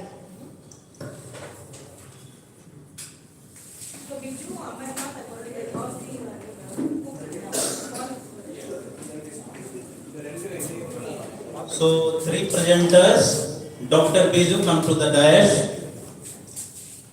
and Mr. Jagdish Chandra Upadhyay, please come here on the dais. And third, Muralidharan sir, please come on the dais. And now over to our chairperson for further proceeding. Dr. Ramesh, Treasurer DASE will be honoring the speaker, Biju sir. Come.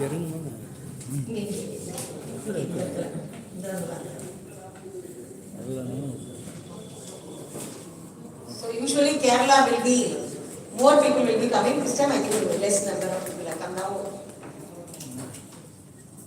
Thank you. You start.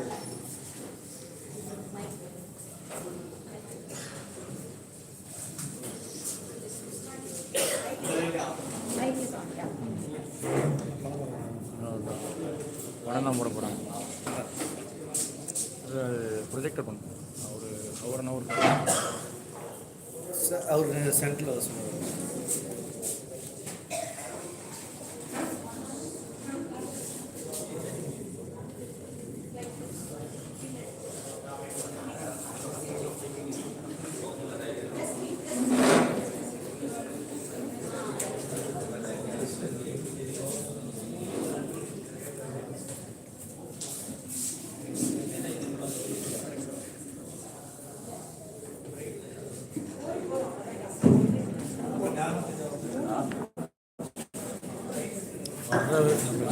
Brightness setting brightness setting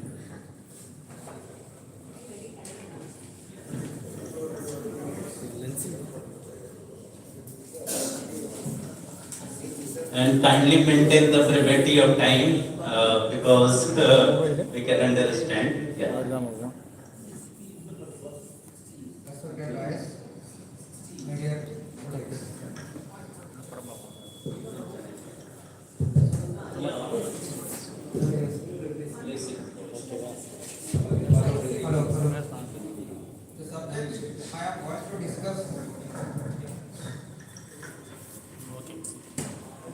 Subject I am going to discuss the consequence of Electricity Amendment Bill 2020-25 on employees, consumers and distribution companies, a biological sheet.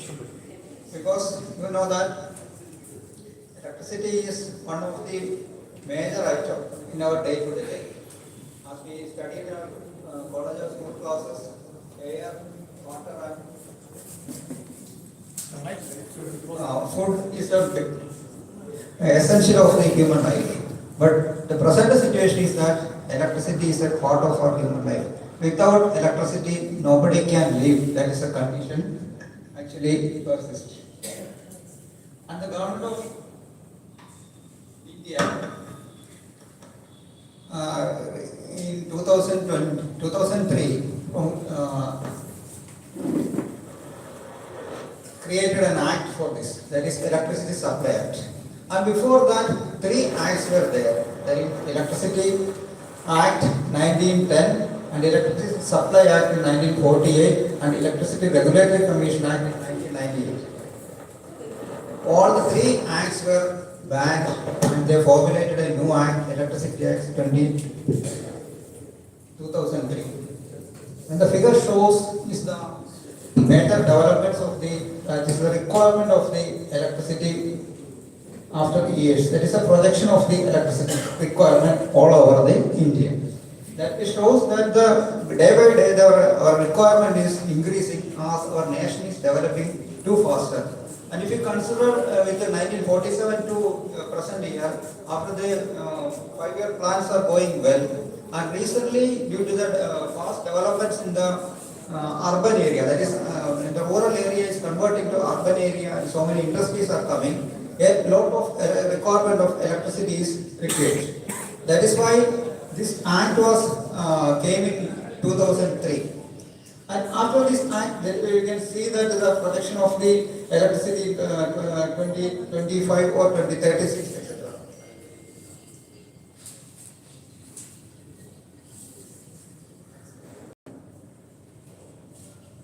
And the aim of the amendment bill, presently they promulgated the bill and the main 4 or 5 aims are there projected. That is fundamental structural reforms to India power distribution sector, which has long been plagued by financial distress, inefficiencies and political interferences, and improving the financial health of the distribution companies. As we know that in almost all the states of the India, the electricity sector is divided into 3 parts, that the generation part, distribution part and the transmission part.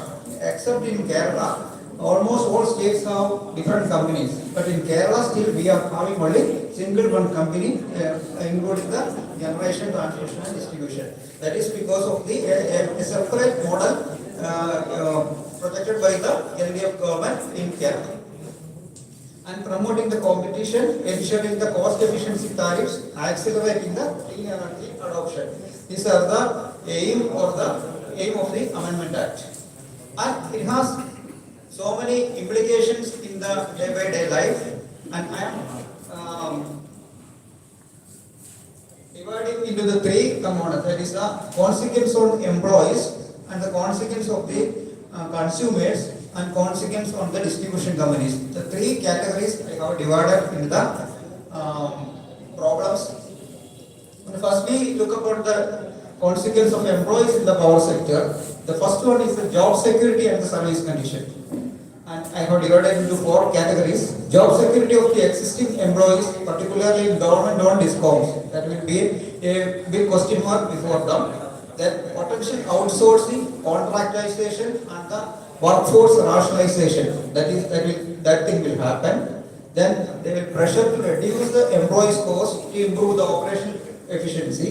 This results in the unemployment increase to educated youth. That will be another effect. Then the private players typically operate with the lean staffing model, which may gradually marginalize the role of the regular employees in the public sector. That is why things are happening. Then another is the workload and affordability. If the number of employees in a particular field, because especially distribution sector is a very critical area, because during the monsoon wind, etc., a lot of line traveling problems will happen, and in that condition, if we reduce the workload, it will seriously affect the performance of the distribution company. That is, employees may face increased workload, strict timelines, and higher affordability. Then field staff may experience pressure to reduce the AT&C losses, improve the billing efficiency, meet service standards, and without proportionate strengthening of the manpower or infrastructure. That things are happening at present now. That is, they are forced to do the works within a short period, and they are overloaded. And without adequate safeguards, these changes could lead to stress, industrial unrest, and erosion of the moral among the employees.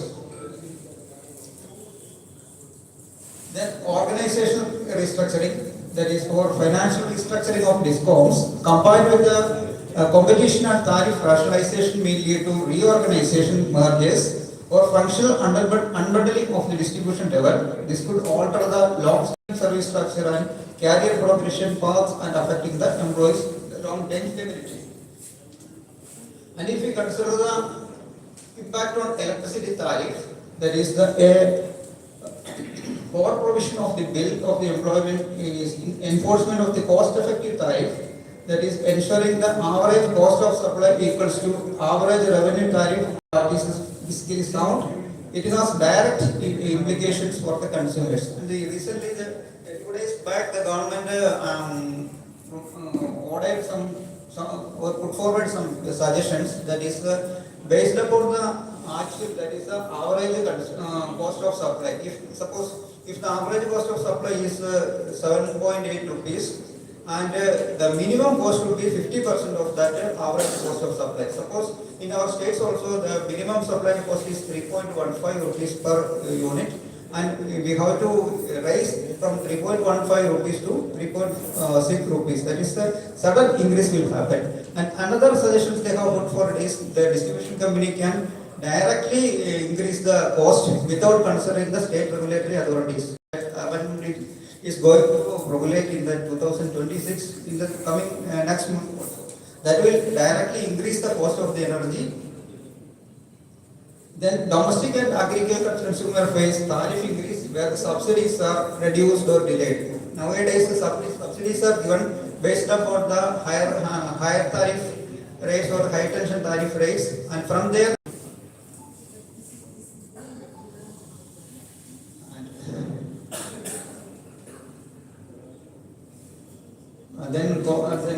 consequence of the consumers moving fast, and consequence of discount. Everything is given in the books given to you.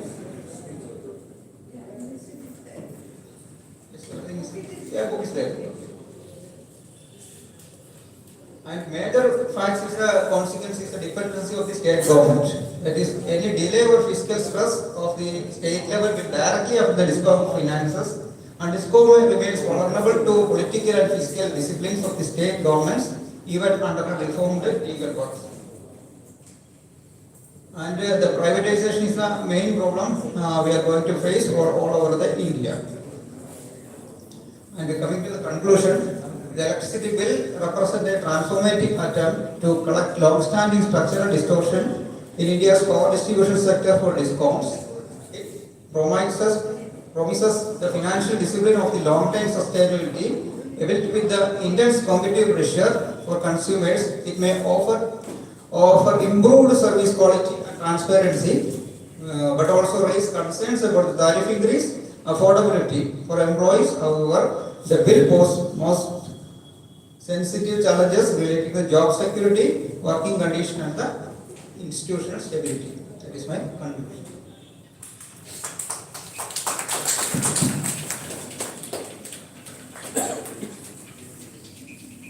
Next presenter is Muralidharan sir. Please come on the dais.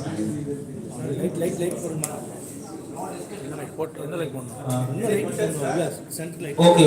Any questions from this paper? Dr. Biju sir's paper? Any questions, comment? Yeah, sir. I am a person who believes in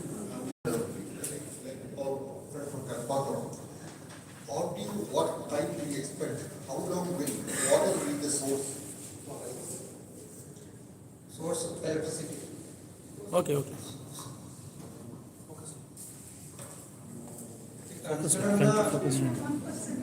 உங்கள் லைட்டா வந்துச்சு வந்தது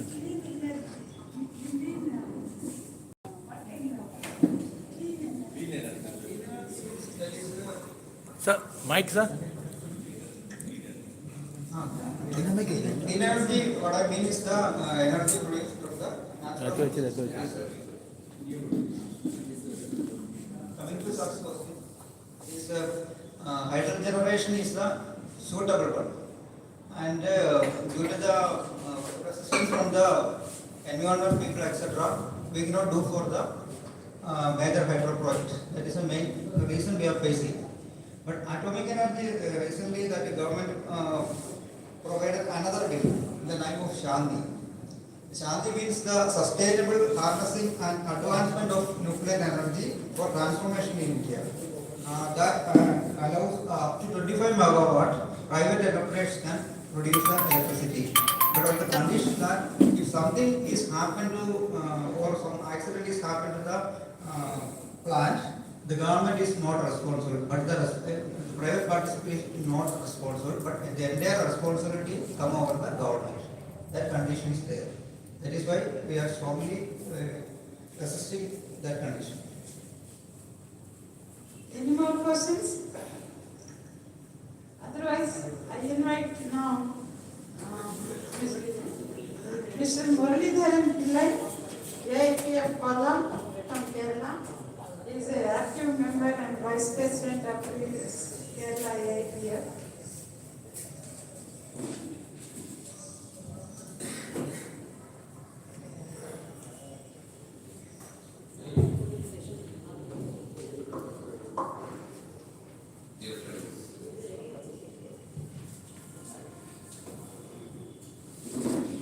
In fact, the paper I have distributed here, the caption of this technology should not be a deciding role. It should be subservient to human consciousness. And the subject I have dealt with afterwards is having almost no connection with the caption. I have dealt with the happenings in the financial sector, particularly banking. And Comrade Iqbal Raidu was also mentioning about the benefits of financial technology, the technological advancement in the financial sector. To a certain extent, that is true.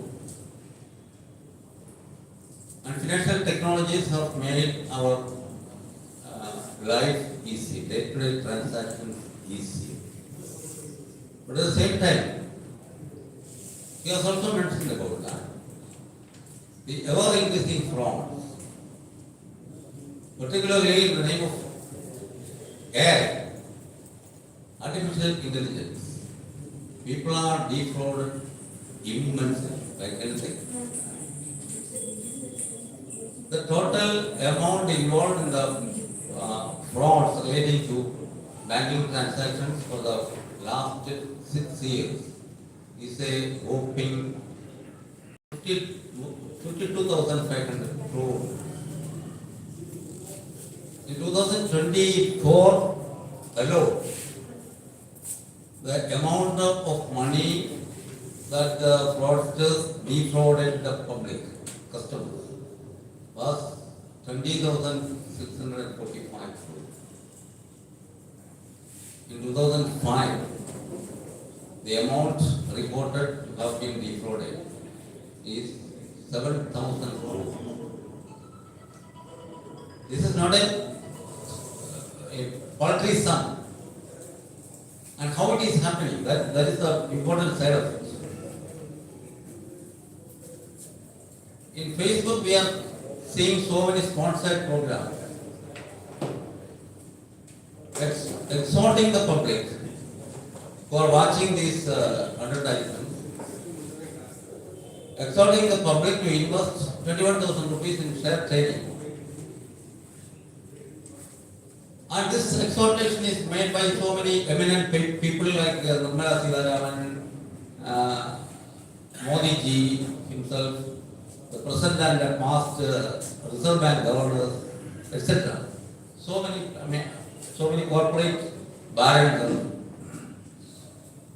They are telling us, we are guaranteeing. Nirmala Sitharaman appearing on the screen, she is asking the people to invest 21,000 rupees in share trading. And she is guaranteeing us that the daily income after investment of 21,000 rupees will be anywhere between 1 lakh and 1,50,000. And that trading platform is managed by AI. AI is doing the trading business. So there is no scope for lose. There is only possibility for gains only. In a month, they are guaranteeing, not only promising, guaranteeing between 30 lakh rupees and 45 lakh rupees a month when you invest 21,000. I have made a complaint to one central portal, the number of which is 1930. When I contacted that number, the person there who attended the phone, he was telling me, so many complaints are coming here, lakhs of complaints are coming, and we are attending to it.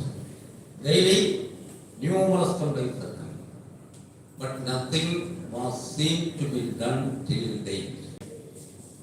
Till now, we are seeing these advertisements, sponsored programs in Facebook, in which all these faces speaking to us is shown alive. What is happening?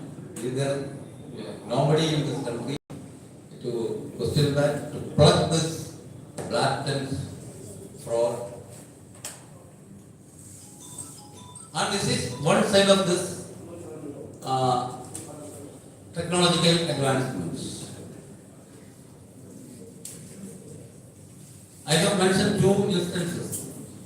One lady who was acting upon this advice for this guarantee, she lost 24 lakh rupees. And she was crying. No remedy is there. Another person, a retired police officer, he contacted me, he asked me, Nirmala Sitharaman is coming on Facebook and she is guaranteeing a very good amount of money as income if we invest 21,000 rupees. Then I told him this is humbug, this is a fraud, you don't invest money. Then he asked me, since you are a capitalist, you are saying so. I believe in the words of Nirmala Sitharaman. She won't tell lies.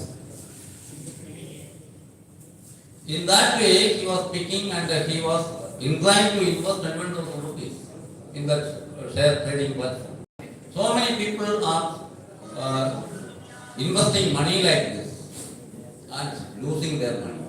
And again they are told, you have invested only 21,000. If you invest more, lakhs of rupees, your return will be crores of rupees. In such a way, they are induced to invest more and more money, and finally they lose all their money. That is happening. That is one of the fallouts of technological advancement or fallout of AI, artificial intelligence, that is to say. But at the same time, there are benefits, like what Comrade Ryan was mentioned here. I endorse that. Benefits are there, immense. But at the same time, this side is not attended by the people who are in power. Even their name is misused. Even then they are keeping silent. When a bad news is coming in Facebook relating to our rulers, say central rulers, they immediately interfere and ask Meta to correct that or eliminate that post. That is being done. But at the same time, these sponsored programs are not removed from the feed. And again it is coming. So, if people think that there is an unholy nexus between the fraudsters and the rulers, nobody can be blamed. And these factors we have to take care of, and we have to discuss about that. We have to educate the public with regard to that. That's a very urgent need of the time. Thank you. Thank you, Mulendra.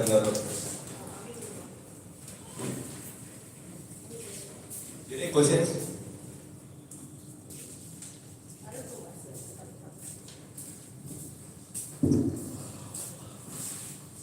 Yeah, actually, I would like to thank sir regarding for the fraudulence of ATM, and now they are doing unwanted business of the central government like our Nirmala Sitharaman. So this kind of the activities, if you investing 21 lakhs, after that 1 month or 2 months you can earn 35,000. Like that, fraudulent activities are going on. Even the government, central government also publish to the people through the Facebook. So why this kind of the cheating is going on? Now the people, especially for they don't know about the technological achievement and improvement, and also now the fraud going on the bank through ATM regarding for they are calling the unknown people, give your OTP number and bank passbook number, then we will invest 50,000 rupees to your account.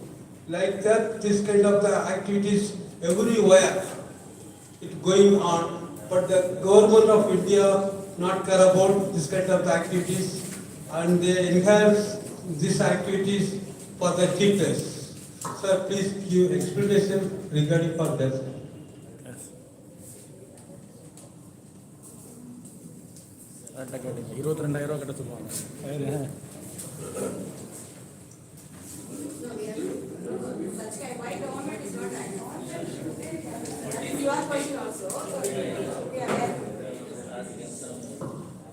Yes, such frauds are taking place in the society, and in banks also, ATM related frauds also are there. The only thing is, we have to be literally, financially literate. That is the need of the effort.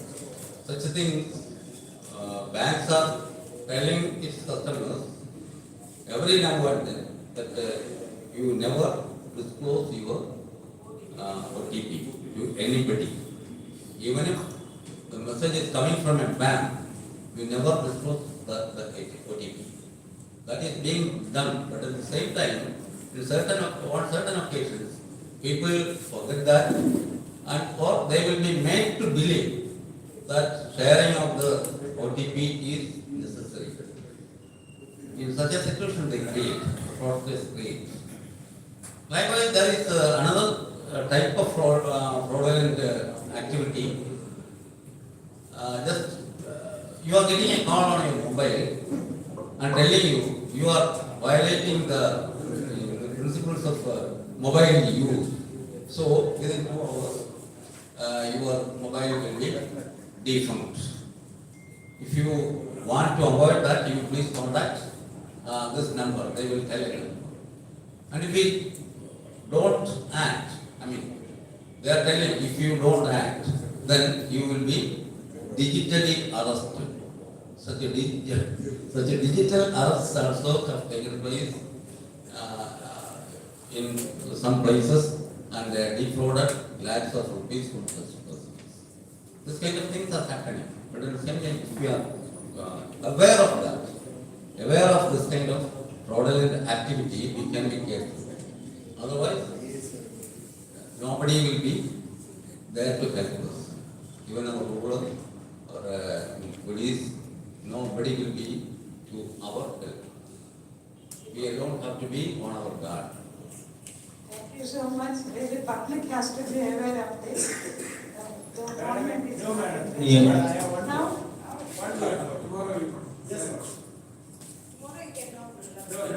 No, this is not to be the thing, because there is no safety cover for the ordinary man.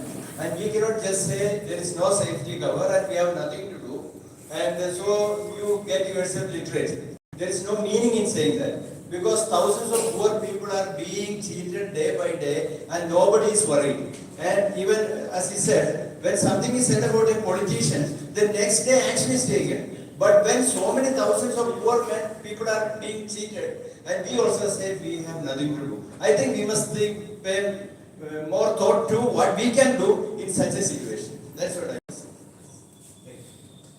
Thank you for your good suggestion. Now, Amit, to the honor of Muralidharan.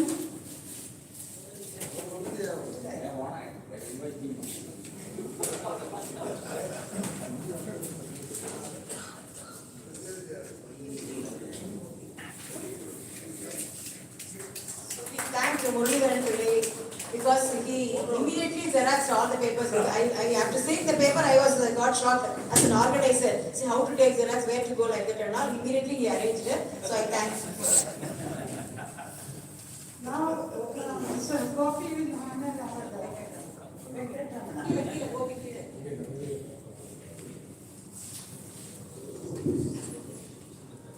I thank Dr. Mr. Venkat Ramana and Amit Kumar for chairing the session.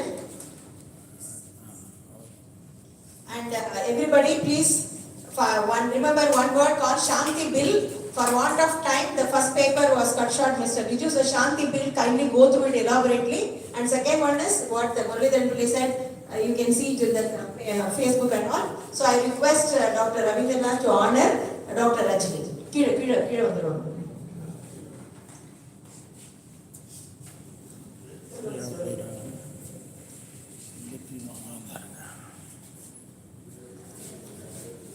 Thank you.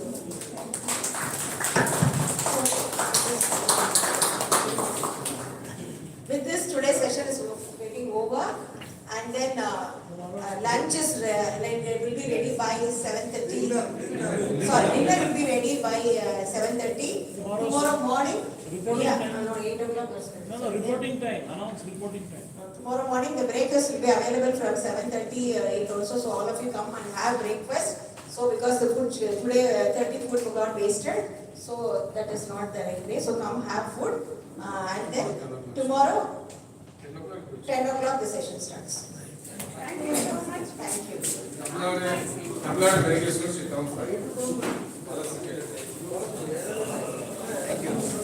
Tamil Nadu students, please stay back and come to the front. And we have 2 small meetings.